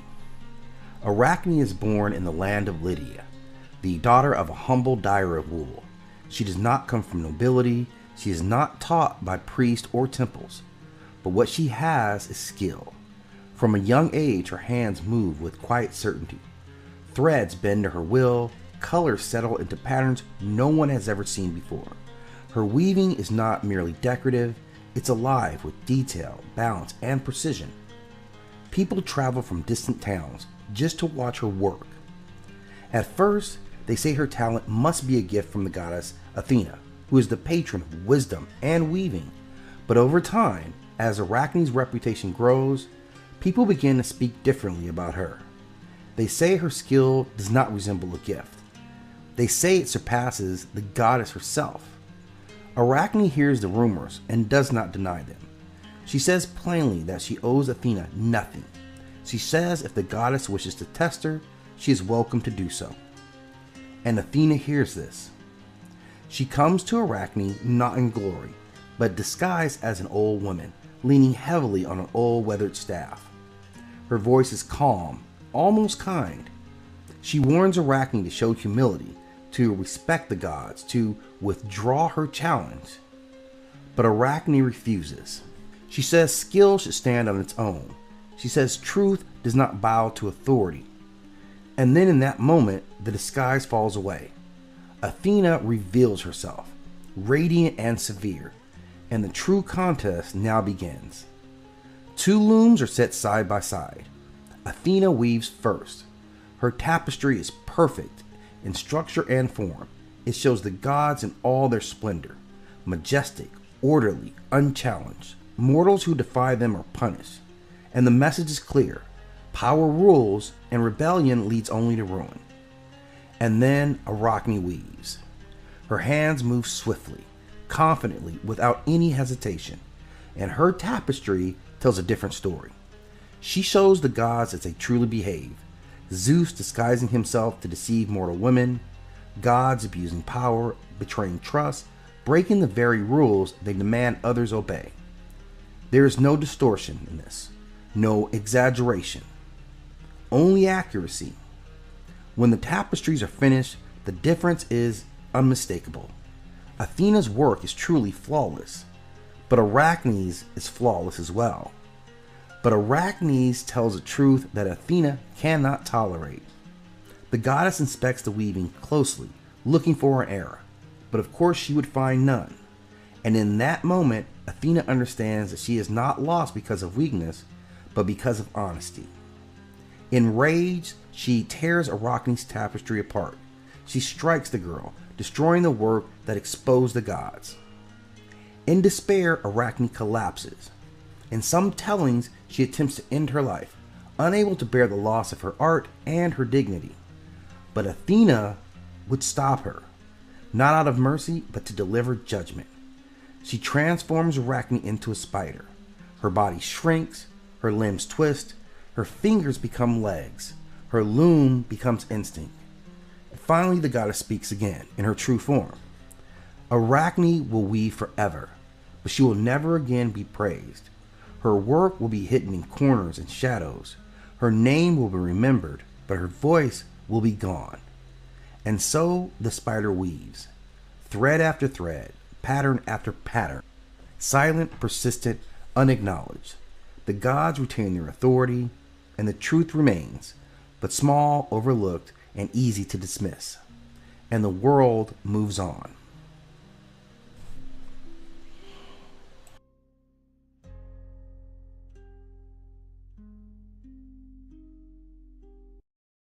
Of the Juggernaut and the stone that does not ask. Before there were heroes, before there were villains, before the world learned to name its disasters, there were forces. Not gods who asked for prayer, not spirits who bargained for belief, but powers that existed the way gravity exists, uninterested in opinion, unmoved by fear. Among these there was a presence known across dimensions, a crimson constant moving through reality like a slow apocalypse. Sidorak. He was not born, he did not rise, he did not fall. He advanced. When Sidorak passed, worlds bend, not because he hated them, but because resistance was meaningless. Mortals tried to understand him once. They failed. So instead, they learned to survive him. They carved warnings into stone. They sealed doors that were never meant to open. They bound a fragment of his will into a relic, not to worship it, but to contain it. And thus the crimson stone was hidden away, not as a gift, not as a test, but as a last mistake waiting for the right hands. The stone does not glow to lure the greedy. It does not whisper promises. It waits. Because Sidorak does not choose the worthy, it chooses the willing. Cain Marco was not a hero when he found the stone. He was not brave. He was not noble. He was a man shaped by absence. Absence of love, absence of belonging, absence of direction. All his life, Cain ran. He ran from his brother's shadow. He ran from expectations. He ran from the quiet truth that he had no place in the world. And when a man runs long enough, he does not seek peace. He seeks force. So when Cain touched the crimson stone, it did not ask his name. It did not test his heart. It answered the one thing he had already decided. The stone did not grant power. It removed doubt. In that moment, Marco Cain ceased to be a man in motion. He became momentum itself. Bone hardened, flesh anchored, the earth recognized him not as prey, but as impact. Sidorak does not possess him. Sidorak aligned him. And alignment is more terrifying than control, because control can be resisted. Alignment cannot. And thus was born the Juggernaut. Not a warrior, not a champion, but a force given legs. When he moves forward, the world yields. When he advances, walls forget their purpose. When he strikes, it is not merely anger, but inevitability. The Juggernaut does not hate. He does not judge. He does not pause to consider mercy. He continues. Many have tried to stop him, some with strength, some with magic, some with reason, and all learn the same lesson. You cannot defeat momentum by standing in front of it. You cannot argue with the landslide. You cannot negotiate with the storm. You cannot bring shame on an earthquake to make it stop its destruction. The Juggernaut teaches an ancient truth humanity kept forgetting. Some power does not care why you stand in its way, only that you do. And yet, this is not a myth about destruction. This is a warning, because Adariekl does not walk the world by himself. He doesn't need to. He waits for hands that are tired of healing. He waits for hearts that have chosen force over growth. He waits for minds that mistake certainty for destiny. The Crimson Stone still exists, not buried in ruins, not locked in temples, but wherever someone decides that forward motion matters more than understanding, that the impact is easier than introspection, that becoming unstoppable is better than becoming whole. And when that choice is made, the stone listens, and it does not ask.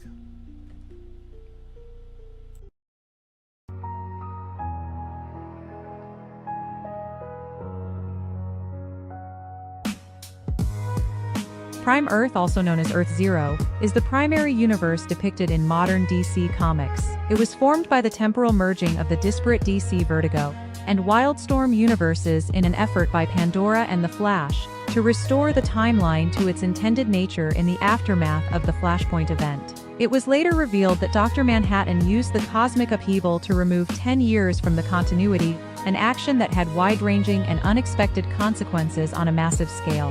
However, his manipulations were eventually undone and the full timeline was restored. Ancient history: in the beginning, following the death of a previous, corrupted cosmos, a new universe arose beginning with a Big Bang. As this new reality was born, so too were the stars, planets, and endless, who each represented an aspect of this new cosmos. At the very center of creation, within the sphere of the gods, the Silver City came into being, a fortress for the heavenly hosts of the presence. However, the archangel Lucifer and I rebelled, resulting in a great heavenly war. Lucifer and his followers were cast out, becoming the first demons. Galad was transformed into an instrument of God's wrath by the archangel Michael. Galad was eventually stripped of his once more and cast out, replaced by another, Astar, who became known as the Spectre. The old gods arise, forging great and terrible systems. First among them was Olgrun, who ruled over his kin and the nascent universe until he was manipulated by his brother, Bjalter, into slaying his daughter, Ajna. Driven mad by grief, he warred with the other old gods for centuries before finally being defeated, though not killed. They split his essence into 7 aspects, which they scattered across the multiverse, each with a world built and cunning and puzzles to guard it from the unworthy. Olgrun's sorrow became the Revenant Queen, an unliving specter born from his terrible lament. The early cosmos: on the world of Cilia, the first sentient races are born, the beings who become the Lords of Order and the Lords of Chaos. Elsewhere, on the planet Maltus, a powerful race arises. They relocate to Oa, to the center of the physical universe. There came a time when the old gods died in a savage cosmic war. What remained of their world, Urgrun, fissioned into two, becoming Galactica, later rechristened New Genesis and Apocalypse. This fiery holocaust all but wiped out the old gods, save for a few lone stragglers, such as Gog, Pazurim, and the corrupted Niktar. On the world of Maleka Andra, the Martians arise. One of the Maltusians, Krona, becomes obsessed with the origin of the universe and builds a machine to peer into the past. He succeeds for a moment, unleashing devastation and inadvertently calling forth the cosmic traveler Volthoom. From him, they learn of the emotional electromagnetic spectrum. Volthoom's immense power overwhelms his mind, however, and he is driven mad. He is imprisoned by the Maltusians after a battle with the first 7 Green Lanterns. The Maltusians take on the title of the Guardians of the Universe, becoming known as the Owens. They set out to impose order onto the universe by many means. After a first attempt to bring order through a creation known as the Atmatentrum, they tried again, creating a robot police force known as the Manhunters. The Manhunters serve dutifully for a time before a malfunction leads to the slaughter of Sector 666, and the Manhunters turning upon their Oan masters. The Oans fractured, with those seeking another path to order becoming the controllers and those who refused to abandon their emotions becoming the Zamarons. The survivors of Sector 666 creating a powerful inversion with ancient blood magic. The Guardians' powerful empire with ancient bloodmen seeking to bring their vast magical power to heal. Afterwards, they imprison them on the world of Ismalt into a singular mass known as the Starheart. Early humanity's magic system. In the solar system, life thrives. Yggdrasil, the world trees, achieves and forms the green and its representatives, the parliament of the inhabitants of Maaleka Andra, the world that will later become known to humans as Mars, colonize the solar system and become an empire. Arise. A divergent strain forms the civilization that becomes Atlantis. In another dimensions, the scientist known as Kelmasa attempts to peer into the dawn of time, like the Malthusian Krona. As punishment for his actions, he becomes pariah and is rendered, effectively immortal, forced to watch untold worlds die and be powerless to stop it. A supernova leads many of Earth's earliest sorcerers to flee, following Citrina into what would become known as Gemworld. Etrigan the demon, the first demon with no memory of heaven and thus no desire to return to it, is born to the demon Belial. Nabu, an exiled lord of order, manifests on Earth. On Krypton, a series of horrific alien experiments led to the creation of the unstoppable force that would later be named Doomsday. The High Mage of Atlantis, Arion, sacrifices his life to stop his insane mother, Magistra, from obtaining the 12 crystals of the Zodiac.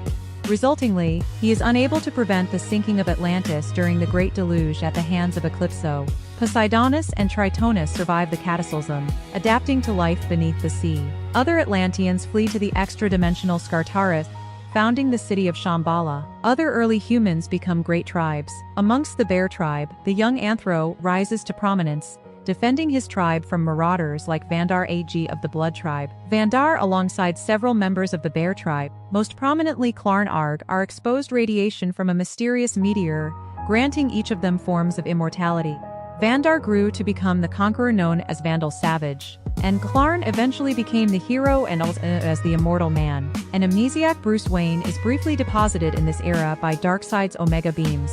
When a pregnant Neanderthal woman is murdered by her spouse, her soul, and that of her child, later to become Hippolyta and her daughter Diana.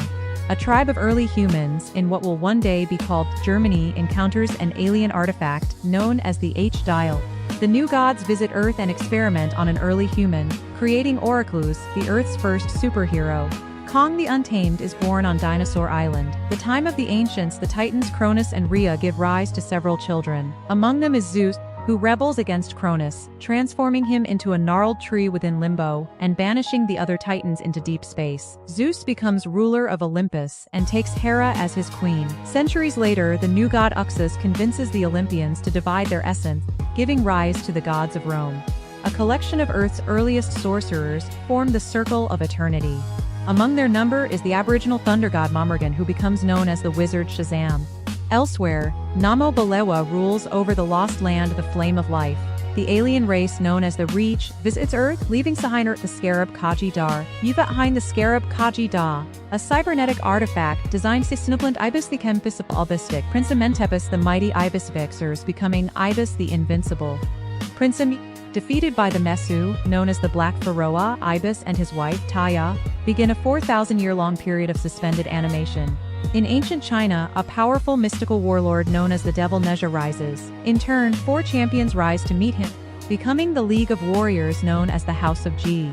Through great sacrifice, they are able to entomb Dessa. In the cradle of civilization, the Spectre, acting in his role as God's wrath, devastates the cities of Sodom and Gomorrah. Gods and monsters, the goddess Rama Kushna creates Nanda Parbat, a hidden Himalayan paradise. On Apocalypse, Yuga Khan reigns until his attempt to breach the source wall fuses him with the wall as a Promethean giant. In Egypt, Hegra then claims the throne.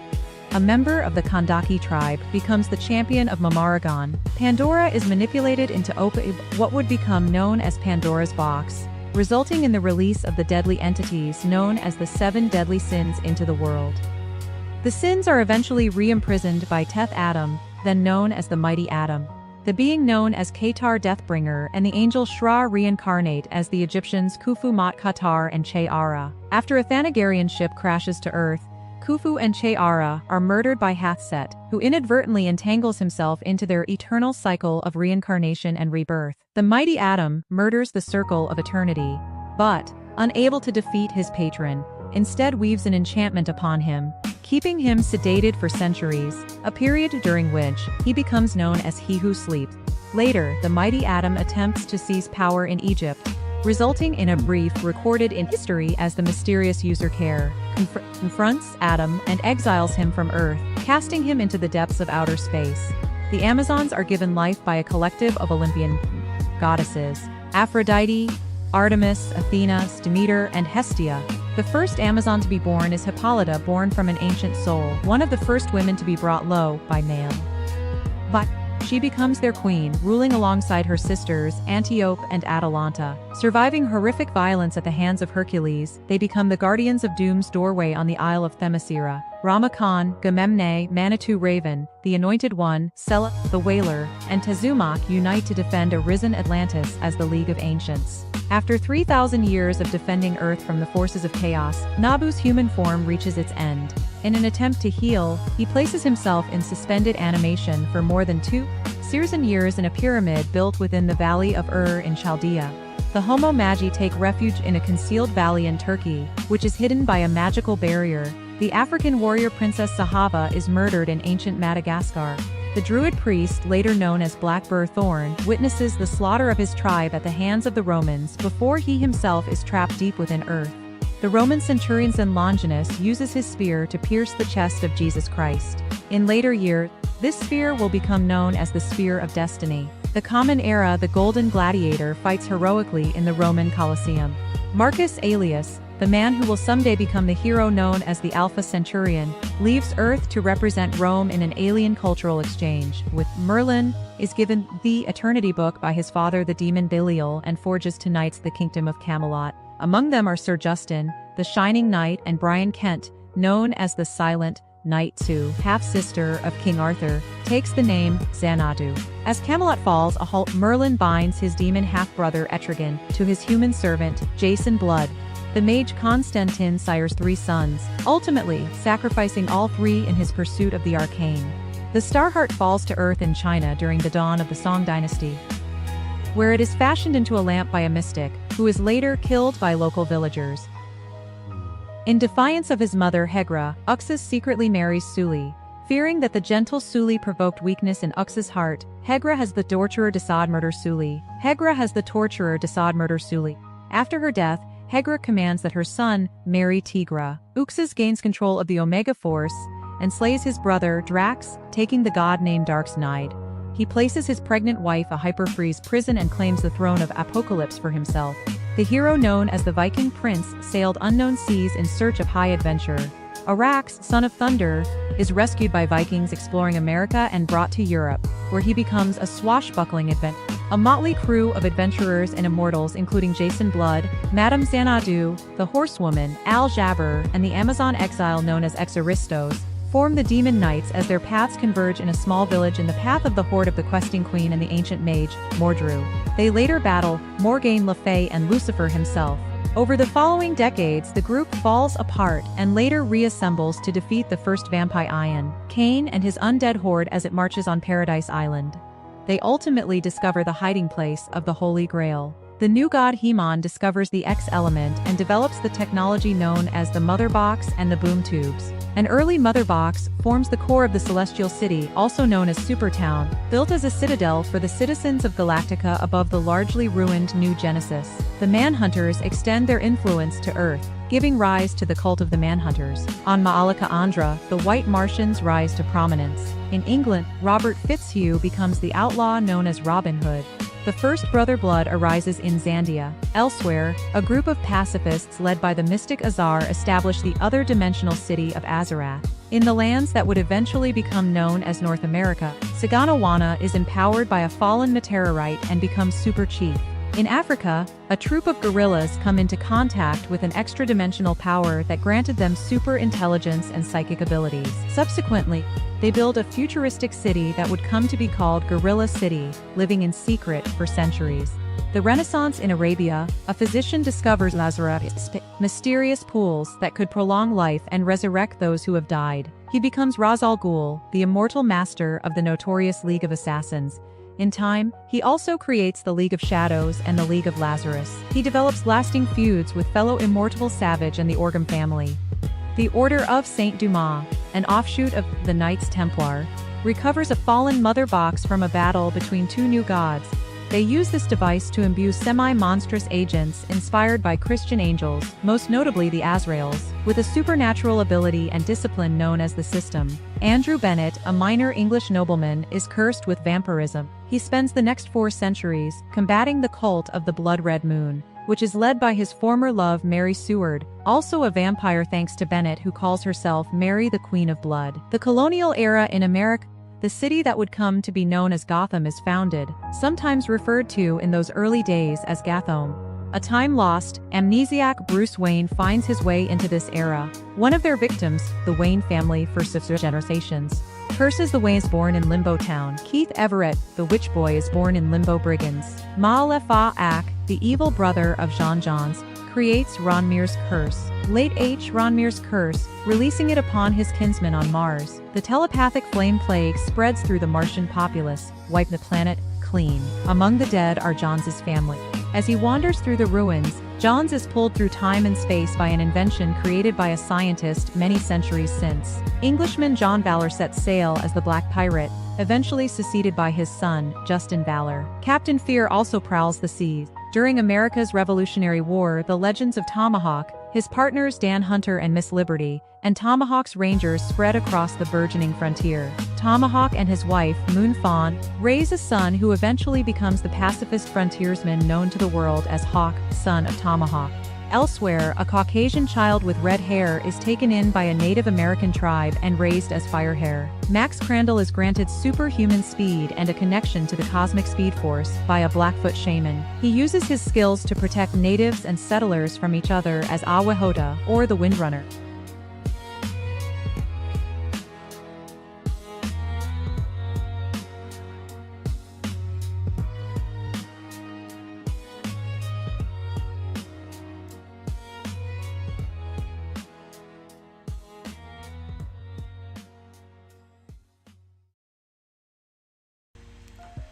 The myth of Neith. In the multifaceted pantheon of the ancient Kemetic deities, one goddess stands out as a formidable and revered force: Neith, the protector goddess of war and hunting. Her statues were commanding and striking, depicting her with a muscular frame and fierce expression. In one hand she held a bow with an arrow ready to strike, while in the other she carried a shield emblazoned with powerful symbols. Neith was not just a goddess of brute strength. She was also known for her wisdom and strategic thinking in battle. She was seen as a protective figure by her worshippers, always watching over them and guiding them towards victory. This ancient Kemetic goddess holds a revered place in the society's history, with her worship spanning back to the pre-dynastic era. Her primary connection was with the city of Sais, situated along the Nile Delta, where her devotees built their religious center dedicated to her. Her name itself, Neith, translates to the one who is, an enigmatic title that symbolizes her multifaceted character and importance among the other deities of Kemetic beliefs. In some depictions, she is shown as a formidable warrior goddess, equipped with an enchanted and divine bow and arrows that themselves were woven from the thread of reality. She often wears a red crown adorned with crossed arrows, symbolizing her ties with combat, but more importantly, safeguarding. She was revered as the deity of hunting, weaving, and warfare. And she was also seen in some circles as the creator goddess, often connected to the original waters of disorder from which all existence sprung forth. Now, legend has it that Neith, this divine goddess, was the ultimate protector of both gods and humanity. It is said that she crafted the very world we live in, shaping every single living being with her powerful hands. Her presence was sought after to safeguard even the mighty sun god Ra on his daily voyage across the sky, ensuring his safe passage so that he could bring light and warmth to all. She was revered as the guardian of life, ensuring balance and harmony among all beings. Neith was a neter held in very high esteem, her name spoken with reverence and awe. She was known not only for her strength and power, but also for her wise and compassionate nature. Stories of her teachings and guidance spread far and wide, as she was revered as a teacher of knowledge and wisdom. In the myths surrounding her, she is credited with inventing both writing and the Mermnon, as well as weaving and other crafts. The people believed that she bestowed these gifts upon them to help guide them through their daily lives. She was seen as the patron goddess of weavers, and those skilled in the craft would often invoke her blessings for success in their work. Her presence could be felt in every loom, every thread carefully spun into intricate patterns under her watchful eye. Neith not only held the role of protector and teacher, but she was also closely tied to the afterlife and the journey of the soul to the underworld. Her presence exuded a sense of maternal warmth as she guided departed souls on their final voyage. She watched over them with a loving gaze, ensuring their safe passage into the realm of the gods beyond. Her gentle touch provided comfort to those who were leaving behind the earthly realm, granting them peace in their transition to the divine world. The weight of her responsibility was evident in her strong yet nurturing stance, embodying both strength and compassion in her role as guardian of the afterlife. A goddess of war and protection was a complex deity, having both a benevolent nature, but holding back a fierce and formidable power within. When ancient Kemet faced danger and conflict, her name was evoked to bring forth defense and victory. Her presence towered over the battlefield like a mighty colossus with unbreakable determination. In one hand she held, as ever, her bow, made of pure gold, its arrows capable of piercing any obstacle. In the other she often held a staff imbued with ancient magic, ready to unleash spells and curses upon her enemies. Within the chaos of battle, Neith's divine wrath manifested itself, leaving destruction in its wake as she fought fiercely for her people's survival. In ancient Kemetic art, Neith is often depicted with that fierce visage as a triumphant goddess. One of the most well-known portrayals shows her standing with one foot planted firmly on the head of a vanquished enemy. This image exudes power and strength, symbolizing Neith's victory over chaos and evil. It serves as a constant reminder of her role as a protector and the defender of the Kemetic people. Her expression is stern and determined, her stance unwavering as she stands guard against any threats to her people's well-being. The intricate details of her headdress and garments add to her regal appearance, showing her divine status among the gods, or neters as they were called. This depiction truly captures the essence of Neith as a formidable deity who will stop at nothing to ensure her people's prosperity. Now, Neith is also closely associated with the goddess Sekhmet, another powerful warrior goddess known for her role in warfare and destruction. Now, both goddesses were often invoked in times of war and conflict, with Sekhmet representing the fierce and vengeful aspect of war, while Neith embodied the protective and nurturing side. The myth of Neith reveals a complex and multifaceted deity who plays a vital role in ancient Kemetic religion and in society. As the protector goddess of war and hunting, she was revered for her strength, wisdom, and protective nature. Her statues hang to this day, always showing her ever-present bow slung on her back and her arrows at the ready. She was seen as a fierce warrior, capable of defending Kemet and its people from her enemies. Her braided hair adorned with feathers and symbols of power. But Neith was also known as a wise and compassionate teacher, depicted with a scroll in one hand and offering guidance to those seeking knowledge or direction. In death, she guided the souls of the deceased to the afterlife, her presence like a comforting beacon in the darkness.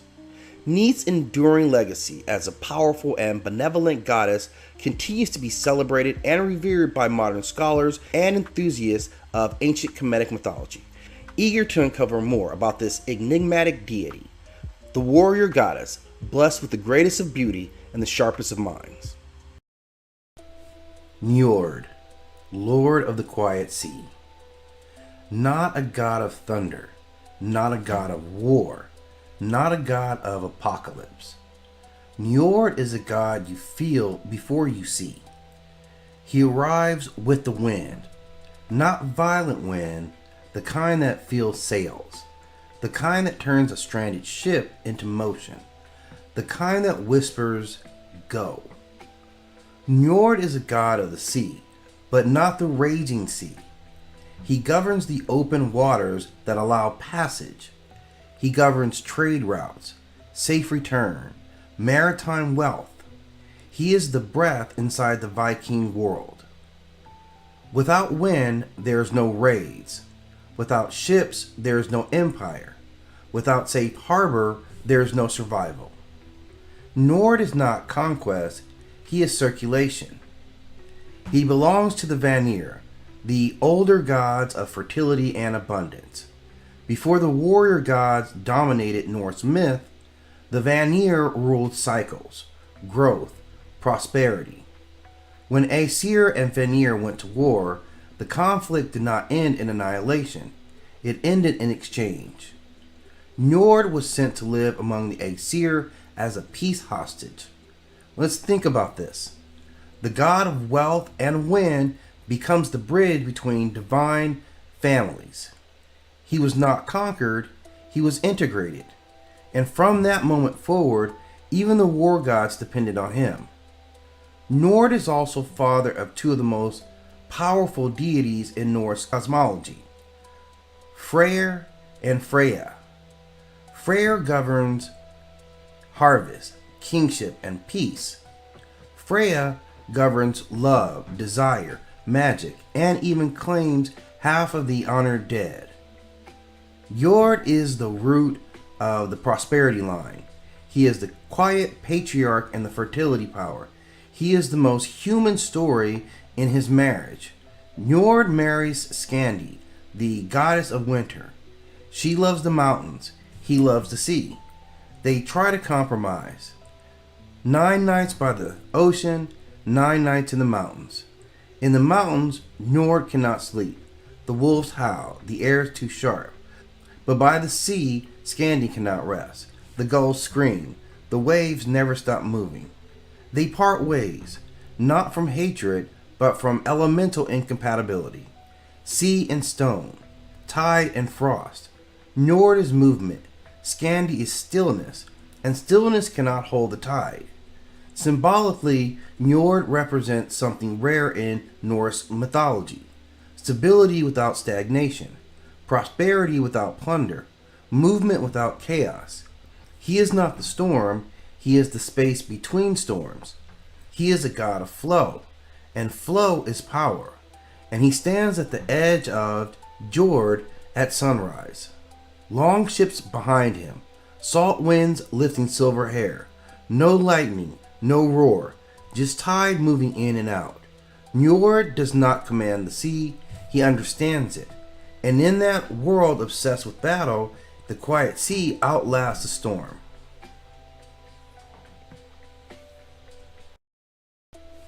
Njord, Lord of the Quiet Sea. Not a god of thunder, not a god of war, not a god of apocalypse. Njord is a god you feel before you see. He arrives with the wind, not violent wind, the kind that fills sails, the kind that turns a stranded ship into motion, the kind that whispers, go. Njord is a god of the sea, but not the raging sea. He governs the open waters that allow passage. He governs trade routes, safe return, maritime wealth. He is the breath inside the Viking world. Without wind, there is no raids. Without ships, there is no empire. Without safe harbor, there is no survival. Njord is not conquest, he is circulation. He belongs to the Vanir, the older gods of fertility and abundance.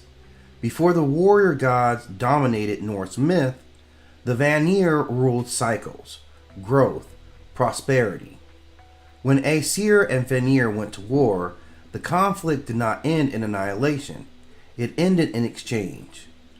Njord was sent to live among the Aesir as a peace hostage. Let's think about this. The god of wealth and wind becomes the bridge between divine families. He was not conquered, he was integrated. And from that moment forward, even the war gods depended on him. Njord is also father of two of the most powerful deities in Norse cosmology, Freyr and Freya. Freyr governs harvest, kingship, and peace. Freya governs love, desire, magic, and even claims half of the honored dead. Njord is the root of the prosperity line. He is the quiet patriarch and the fertility power. He is the most human story in his marriage. Njord marries Skandi, the goddess of winter. She loves the mountains. He loves the sea. They try to compromise. 9 nights by the ocean, 9 nights in the mountains. In the mountains, Njord cannot sleep. The wolves howl. The air is too sharp. But by the sea, Skandi cannot rest. The gulls scream. The waves never stop moving. They part ways, not from hatred, but from elemental incompatibility. Sea and stone, tide and frost. Njord is movement. Skandi is stillness, and stillness cannot hold the tide. Symbolically, Njord represents something rare in Norse mythology: stability without stagnation, prosperity without plunder, movement without chaos. He is not the storm, he is the space between storms. He is a god of flow, and flow is power, and he stands at the edge of Njord at sunrise. Long ships behind him, salt winds lifting silver hair, no lightning, no roar, just tide moving in and out. Njord does not command the sea, he understands it. And in that world obsessed with battle, the quiet sea outlasts the storm.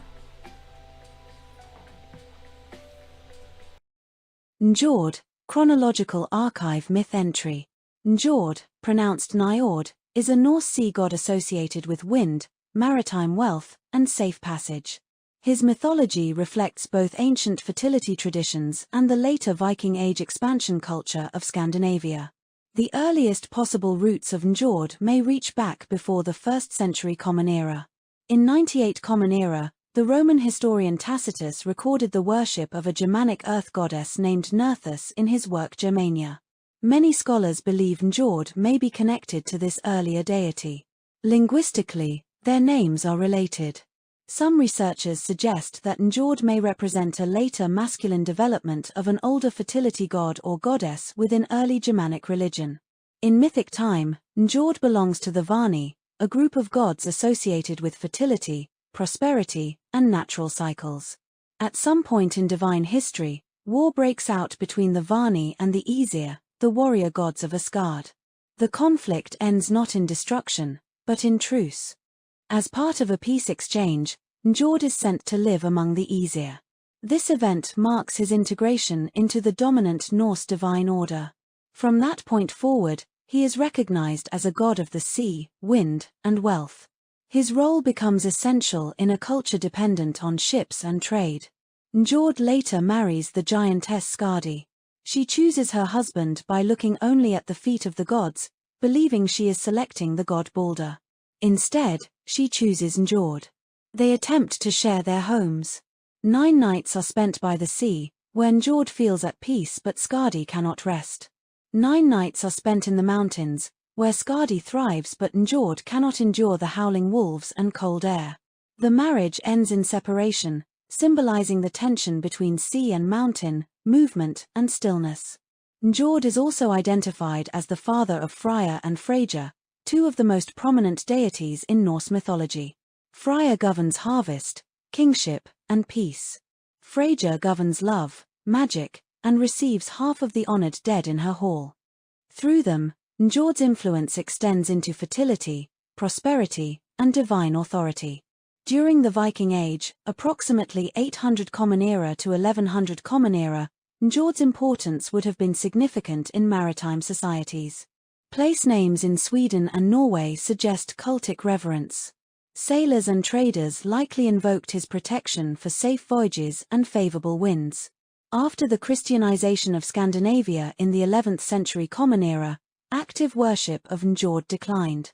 His memory survives primarily through the Poetic Edda and the Prose Edda, recorded in the 13th century Common Era by the Icelandic historian Snorri Sturluson. Njord does not dominate the dramatic myths of destruction or prophecy. Instead, he represents continuity. He embodies wealth through movement, prosperity through trade, and stability through flow. In Norse cosmology, he is not the storm. He is the wind that fills the sail.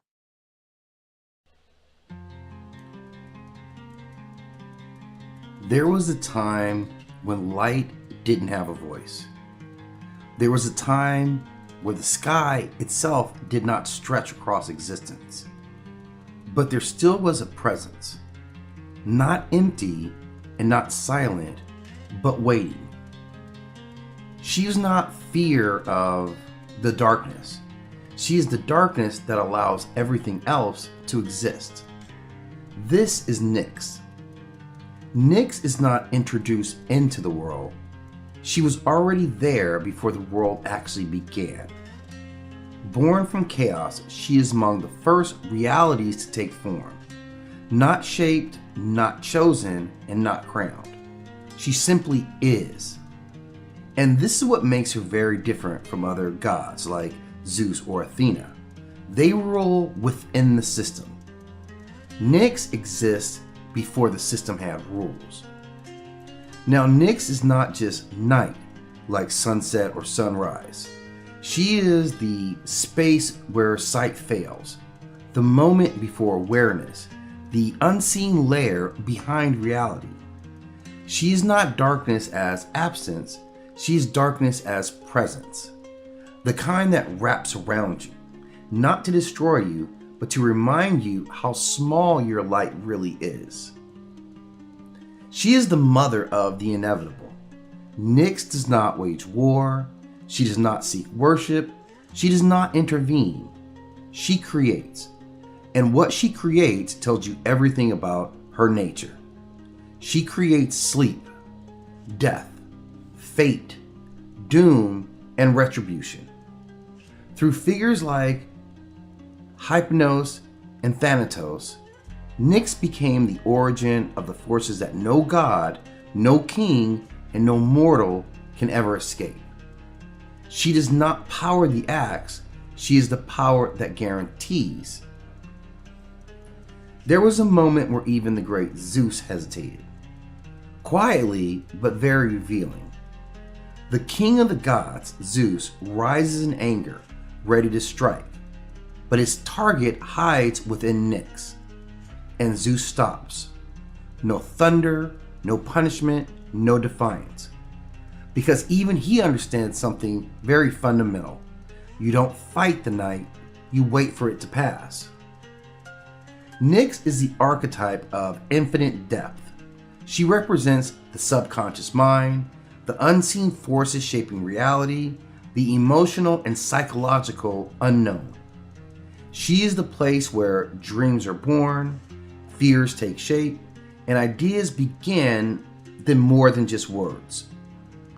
Every creation starts in her, not in light, but in the dark where form has not yet decided what it will become. Nyx teaches a truth that systems try to avoid. Light is not dominant. Light is temporary. Darkness is always there first and will always be there after. She is not the enemy of creation. She is its foundation. When the world goes quiet, when the noise fades, when you are left alone with your thoughts, that is not emptiness. That is Nyx. Not watching, not judging, just present. And in that presence, everything that you thought you were begins to take shape. Odin, god of sacrifice, vision, and costly awareness. Odin is not the strongest of the gods, He is not the most beloved. He is not even the most just.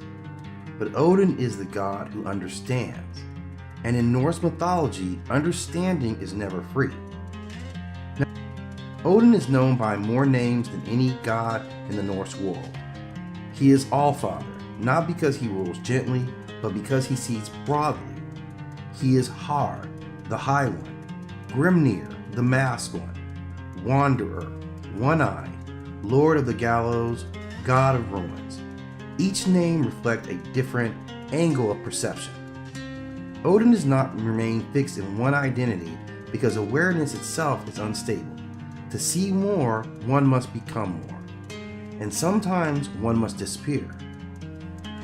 What Odin governs. Odin does not govern war in the way Thor governs battle. He does not govern law like Tyr. He does not govern fertility or prosperity. Odin governs the pursuit of knowledge, especially knowledge that destabilizes certainty. He governs vision gained through loss, wisdom purchased with suffering, prophecy without control, magic that violates social norms. In Norse cosmology, the universe is not orderly in the way that Kemet imagines it. It is doomed, it is cynical and violent. Odin's role is not to stop that fate, it is to see it clearly. One of Odin's defining myths is the sacrifice of his eye at Mirmir's well. At the well, which is the source of knowledge, Odin is offered knowledge for a price. Not prayer, not devotion, but a body part. He gives up the eye to drink from the well. This is not symbolic modesty. This is a declaration. Awareness requires permanent loss. Odin does not gain vision by becoming whole. He gains it by becoming incomplete. From that moment on, Odin sees more than others, but never sees fully again. And this is the trade. Hanging from Yggdrasil. If the eye establishes cost, Yggdrasil establishes method. Odin hangs himself from the world tree for 9 nights. No food, no water, pierced by his own spirit. He is not sacrificed to someone. He sacrifices himself to himself.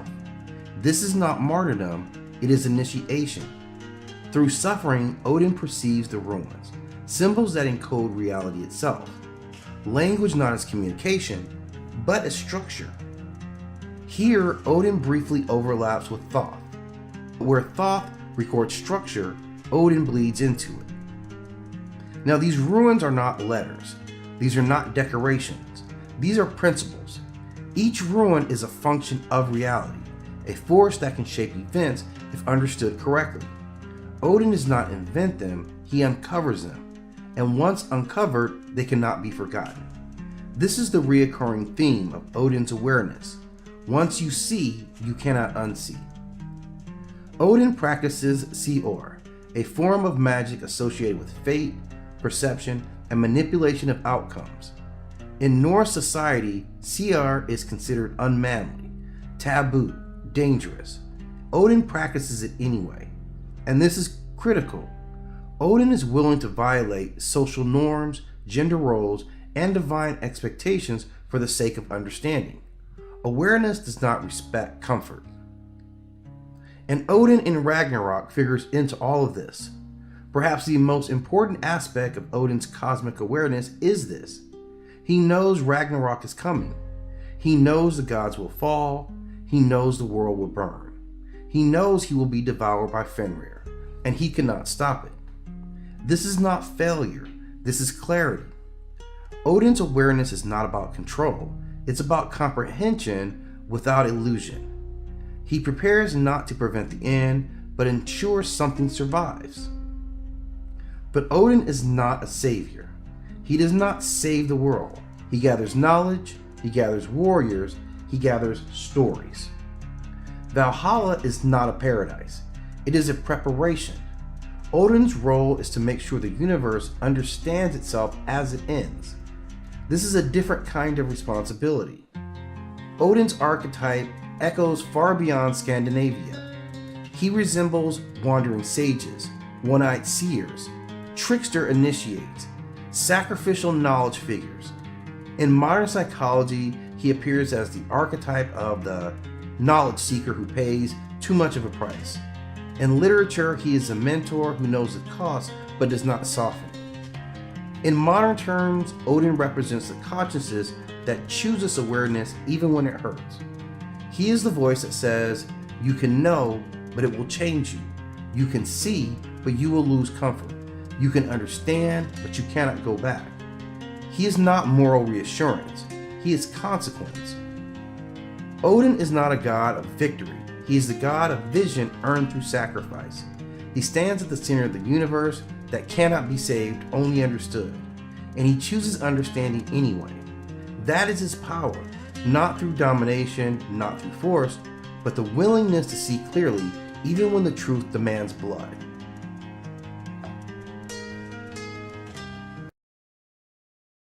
Kemetic Gods Encyclopedia, Core Netgeru Block 6, Entries 251 to 300. Oti. Oti is a Kemetic-associated deity. His primary domain is water, and he is also associated with guardianship. He originates from ancient traditions connected to Kemet. His name is pronounced RT.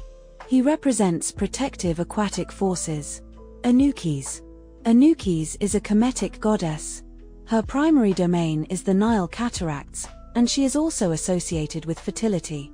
She originates from Kemet in the ancient era. Her name is pronounced Anukis. She governs the river's southern flow. Bennu. Bennu is a Kemetic deity. His primary domain is rebirth, and he is also associated with creation. He originates from Kemet in the ancient era. His name is pronounced Bennu. He represents renewal and continuity. Deduan. Deduan is a Kemetic-associated Nubian god. His primary domain is wealth, and he is also associated with incense. He originates from Nubian traditions. His name is pronounced Dedun. He reflects prosperity through trade. Horun. Horun is a Kemetic-associated god. His primary domain is protection, and he is also associated with warfare. He originates from Levantine traditions. His name is pronounced Haurun. He functions as a guardian deity. Hedgehotep. Hedgehotep is a Kemetic god. His primary domain is craftsmanship, and he is also associated with textiles. He originates from Kemet in the ancient era. His name is pronounced Hedgehotep. He governs skilled production. Heket. Heket is a Kemetic goddess. Her primary domain is childbirth, and she is also associated with fertility. She originates from Kemet in the ancient era. Her name is pronounced Heket. She assists in birth and creation. Herishef. Herishef is a Kemetic god. His primary domain is fertility, and he is also associated with kingship. He originates from Kemet in the ancient era. His name is pronounced Herishef. He embodies generative rule. Herishaf. Herishaf is a Kemetic god. His primary domain is strength, and he is also associated with power. He originates from Kemet in the ancient era. His name is pronounced Herishaf. He represents physical authority. Uzaset. Uzaset is a Kemetic goddess. Her primary domain is creation, and she is also associated with fertility. She originates from Kemet in the ancient era. Her name is pronounced Yosaraset. She embodies generative potential. Kukue. Kukue is a Kemetic god. His primary domain is darkness, and he is also associated with mystery. He originates from Kemet in the ancient era. His name is pronounced Kekwi. He represents hidden forces. Kekuit. Kekuit is a Kemetic goddess. Her primary domain is darkness, and she is also associated with chaos. She originates from Kemet in the ancient era. Her name is pronounced Kekwit. She complements the power of Kukue. Marti. Marti is a Kemetic deity. Its primary domain is balance, and it is also associated with truth. It originates from Kemet in the ancient era. Its name is pronounced Mrt. It represents dual aspects of Marat. Menkit. Menkit is a Kemetic goddess. Her primary domain is brewing, and she is also associated with nourishment. She originates from Kemet in the ancient era. Her name is pronounced Menket. She oversees beer production. Mnevis. Mnevis is a sacred Kemetic bull deity. His primary domain is solar power, and he is also associated with kingship. He originates from Kemet in the ancient era. His name is pronounced Munevis. He embodies divine vitality. Nehebnefer. Nehebnefer is a Kemetic god. His primary domain is beauty, and he is also associated with youth. He originates from Kemet in the ancient era. His name is pronounced Nehebnefer. He represents aesthetic harmony. Neithotep. Neithotep is a Kemetic syncretic goddess. Her primary domain is creation, and she is also associated with motherhood. She originates from Kemet in the ancient era. Her name is pronounced Neithotep. She merges creative and maternal roles. Nekani. Nekani is a Kemetic god. His primary domain is kingship, and he is also associated with falcons. He originates from Kemet in the ancient era. His name is pronounced Nekeni-e. He represents royal guardianship. Nephthys Horus. Nephthys Horus is a Kemetic syncretic deity. Its primary domain is protection, and it is also associated with royalty. It originates from Kemet in the ancient era. Its name is pronounced Nebthys Horus. It merges funerary and royal power. Nun-Atom. Nun-Atom is a Kemetic syncretic god. His primary domain is creation, and he is also associated with primordial chaos. He originates from Kemet in the ancient era. His name is pronounced Nun-Atum. He unites chaos and form. Pakit. Pakit is a Kemetic goddess. Her primary domain is hunting, and she is also associated with protection. She originates from Kemet in the ancient era. Her name is pronounced Parket. She embodies predatory vigilance. Partasekher Osiris. Partasekher Osiris is a Kemetic syncretic god. His primary domain is death and rebirth. He originates from Kemet in the ancient era. His name is pronounced Tar-Sekher Osiris. He unites creation, death, and resurrection. Ketesh.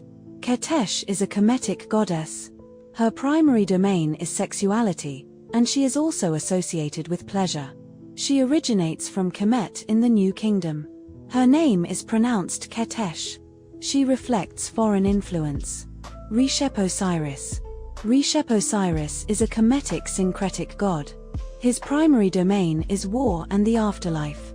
He originates from cross-cultural traditions. His name is pronounced Reshep Osiris.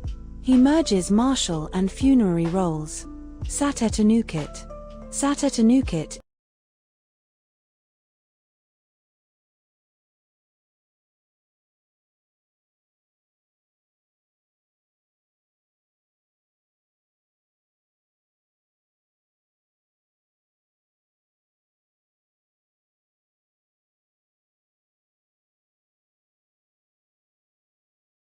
Kemetic Gods Encyclopedia, Core Netjeru Block 7, Entries 301 to 350. Amun-Minut. Amun-Minut is a Kemetic syncretic god. His primary domain is fertility, and he is also associated with hidden power. He originates from Kemet in the ancient era. His name is pronounced Amun-Minut. He merges generative force with concealed authority. Anhur. Anhur is a Kemetic syncretic god. His primary domain is war, and he is also associated with air. He originates from Kemet in the ancient era. His name is pronounced Anhur. He unites martial power and atmosphere. Atum-Ra. Atum-Ra is a Kemetic syncretic god. His primary domain is creation, and he is also associated with the sun. He originates from Kemet in the ancient era. His name is pronounced Atum-Ra. He represents the creator as solar force. Baneb-Jedit. Baneb-Jedit is a Kemetic god. His primary domain is fertility, and he is also associated with ram symbolism. He originates from Kemet in the ancient era. His name is pronounced Baneb-Jdt. He represents generative vitality. Bat. Bat is a Kemetic goddess. Her primary domain is fertility, and she is also associated with the sky. She originates from Kemet in the ancient era. Her name is pronounced Bart. She represents maternal and celestial aspects. Buchis. Buchis is a sacred Kemetic bull deity. His primary domain is strength, and he is also associated with royal power. He originates from Kemet in the ancient era. His name is pronounced Bukis. He embodies physical vitality. Duamutef. Duamutef is a Kemetic god. His primary domain is protection of the stomach, and he is also associated with mummification. He originates from Kemet in the ancient era. His name is pronounced Duamutef. He is one of the 4 sons of Horus. Hapi. Hapi is a Kemetic god. His primary domain is protection of the lungs, and he is also associated with mummification. He originates from Kemet in the ancient era. His name is pronounced Harpi. He is one of the 4 sons of Horus. Imseti. Imseti is a Kemetic god. His primary domain is protection of the liver, and he is also associated with mummification. He originates from Kemet in the ancient era. His name is pronounced Imseti. He is one of the 4 sons of Horus. Kebesanuf. Kebesanuf is a Kemetic god. His primary domain is protection of the intestines, and he is also associated with mummification. He originates from Kemet in the ancient era. His name is pronounced Kebesenwef. He is one of the 4 sons of Horus. Horus Bedeti. Horus Bedeti is a Kemetic god. His primary domain is kingship, and he is also associated with victory. He originates from Kemet in the ancient era. His name is pronounced Horus Bedete. He represents the winged solar Horus. Horus Sematori. Horus Sematori is a Kemetic god. His primary domain is unification, and he is also associated with kingship. He originates from Kemet in the ancient era. His name is pronounced Horus Semartawi. He symbolizes the union of Upper and Lower Egypt.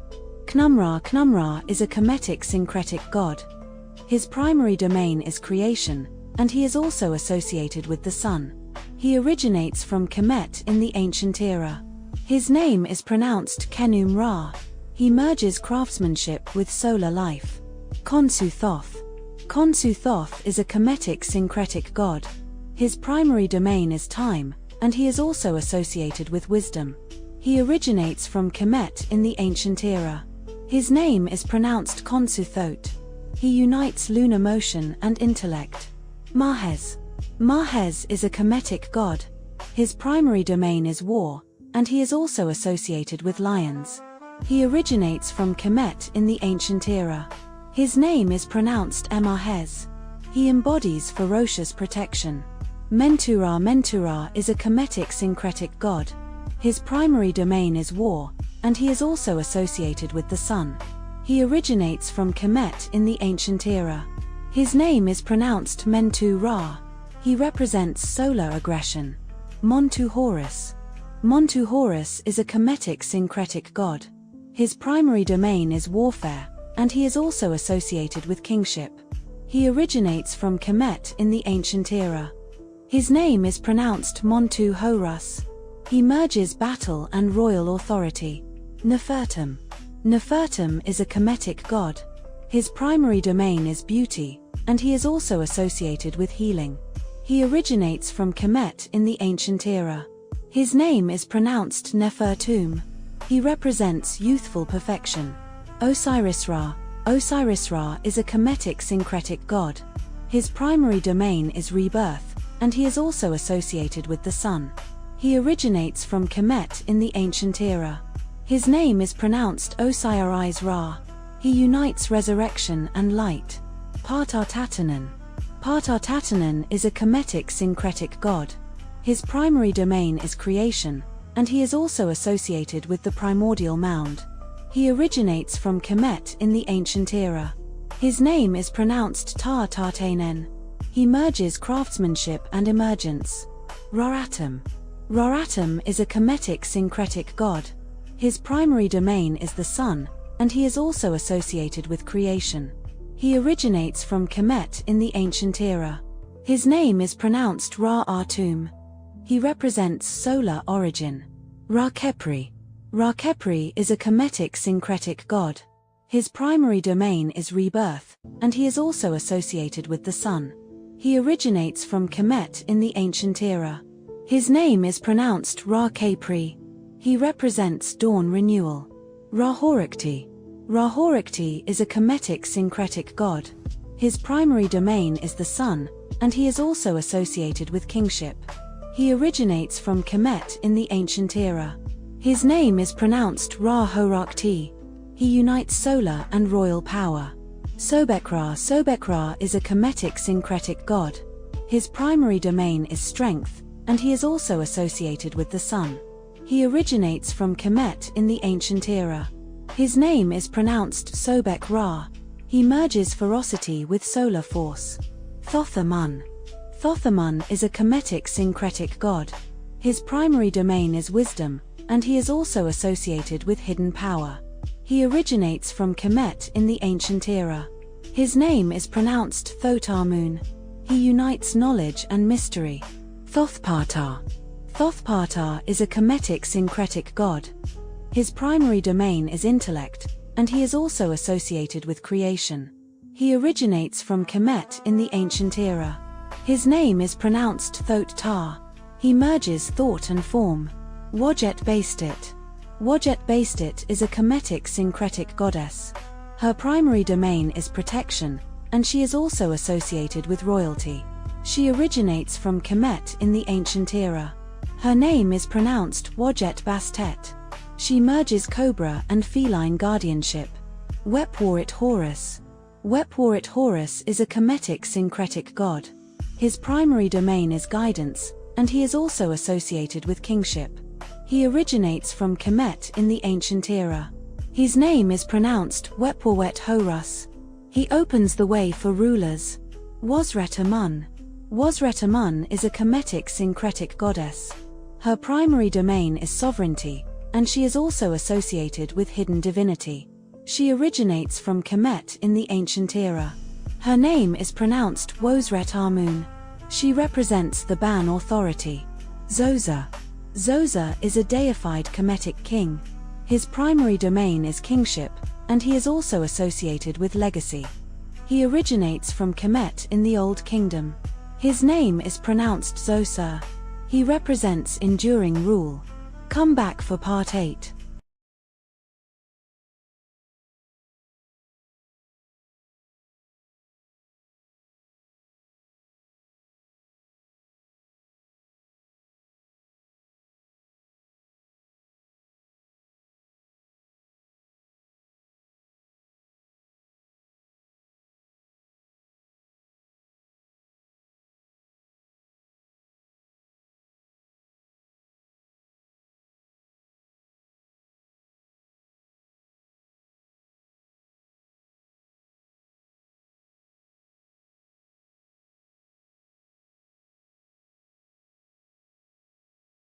Kemetic Gods Encyclopedia, Core Netjeru Block 8, entries 351 to 400. Amunit. Amunit is a Kemetic goddess.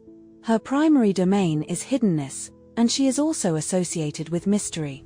She originates from Kemet in the ancient era. Her name is pronounced Amunet. She represents concealed divine presence. Amornit. Amornit is a Kemetic goddess. Her primary domain is invisibility, and she is also associated with the Primeval state. She originates from Kemet in the ancient era. Her name is pronounced Rmronet.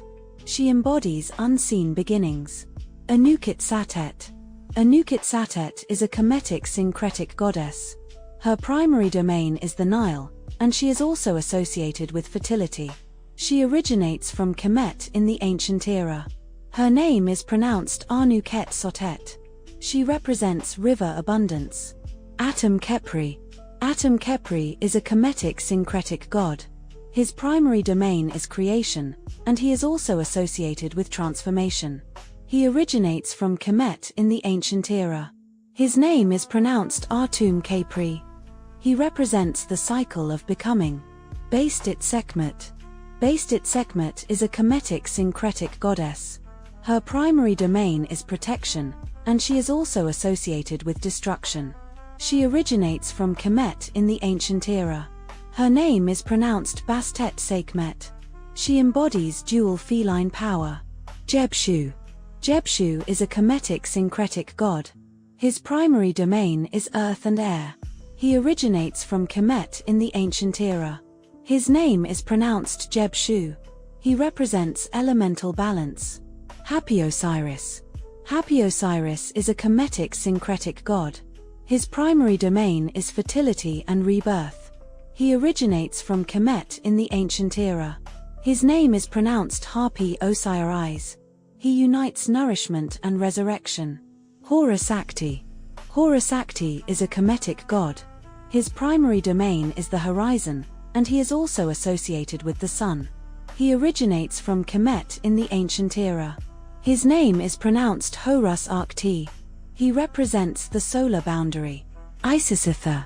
Isisitha is a Kemetic syncretic goddess. Her primary domain is motherhood, and she is also associated with love. She originates from Kemet in the ancient era. Her name is pronounced Isis Hathor. She merges maternal and joyful power. Khonsura. Khonsura is a Kemetic syncretic god. His primary domain is time, and he is also associated with the sun. He originates from Kemet in the ancient era. His name is pronounced Khonsura. He unites lunar and solar cycles. Maratra. Maratra is a Kemetic syncretic deity. Its primary domain is cosmic order. It originates from Kemet in the ancient era. Its name is pronounced Emraht Ra. It represents solar justice. Montura Horikti. Montura Horikti is a Kemetic syncretic god. His primary domain is war and solar power. He originates from Kemet in the ancient era. His name is pronounced Montu Ra Horakti. He embodies aggressive sunlight. Nithra. Nithra is a Kemetic syncretic goddess. Her primary domain is creation, and she is also associated with the sun. She originates from Kemet in the ancient era. Her name is pronounced Neet Ra. She merges primordial craft and light. Nephthys Osiris. Nephthys Osiris is a Kemetic syncretic deity. Its primary domain is death and protection. It originates from Kemet in the ancient era. Its name is pronounced Nephthys Osiris. It represents funerary guardianship. Nunra. Nunra is a Kemetic syncretic god. His primary domain is creation from chaos. He originates from Kemet in the ancient era. His name is pronounced Nun Ra. He represents light emerging from waters. Osiris Kentiamentiu. Osiris Kentiamentiu is a Kemetic god. His primary domain is the afterlife. He originates from Kemet in the ancient era. His name is pronounced Osiris Kenti Armentio. He rules the western dead. Patara. Patara is a Kemetic syncretic god. His primary domain is creation, and he is also associated with the sun. He originates from Kemet in the ancient era. His name is pronounced Ta-Ra. He merges thought and illumination. Ra-Osiris. Ra-Osiris is a Kemetic syncretic god. His primary domain is rebirth. He originates from Kemet in the ancient era. His name is pronounced Ra-Osiris. He unites daylight and resurrection. Sekhmet-Ra. Sekhmet-Ra is a Kemetic syncretic goddess. Her primary domain is destruction, and she is also associated with the sun. She originates from Kemet in the ancient era. Her name is pronounced Sekhmet-Ra. She represents solar wrath. Sobek Horus. Sobek Horus is a Kemetic syncretic god. His primary domain is strength, and he is also associated with kingship. He originates from Kemet in the ancient era. His name is pronounced Sobek Horus. He merges ferocity and rule. Tatanan Partar. Tatanan Partar is a Kemetic syncretic god. His primary domain is creation and emergence. He originates from Kemet in the ancient era. His name is pronounced Tartanen Tar. He represents Earth rising into form. Thothmarat. Thothmarat is a Kemetic syncretic deity. Its primary domain is wisdom and truth. It originates from Kemet in the ancient era. Its name is pronounced Thoth Mraht. It unites intellect and order. Wojetra is a Kemetic syncretic goddess. Her primary domain is protection, and she is also associated with the sun. She originates from Kemet in the ancient era. Her name is pronounced Wojet Ra. She guards solar sovereignty. Wepwarit Osiris. Wepwarit Osiris is a Kemetic syncretic god. His primary domain is guidance through death. He originates from Kemet in the ancient era. His name is pronounced Wepwawet Osiris. He opens the way to the afterlife. Wurit Haikaura is a Kemetic syncretic goddess. Her primary domain is magic and royal power. She originates from Kemet in the ancient era. Her name is pronounced Wayret Hekau Ra. She embodies sovereign enchantment. Zehutira is a Kemetic syncretic god. His primary domain is wisdom and the sun. He originates from Kemet in the ancient era. His name is pronounced Zehuti Ra. He merges knowledge and illumination. This marks the end of the Kemetic Gods Encyclopedia. Thank you for your support.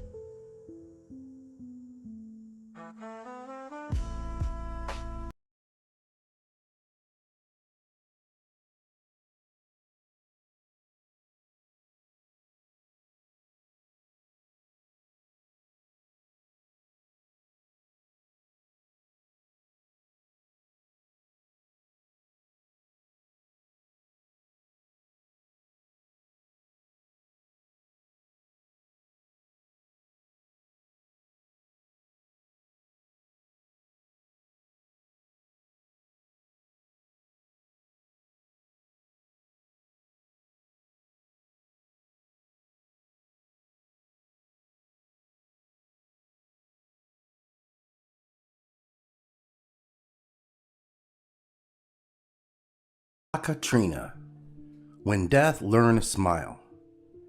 Before she wore flowers, before she became a face painted on the living, before her image danced through festivals and altars, there was one truth no one wanted to face.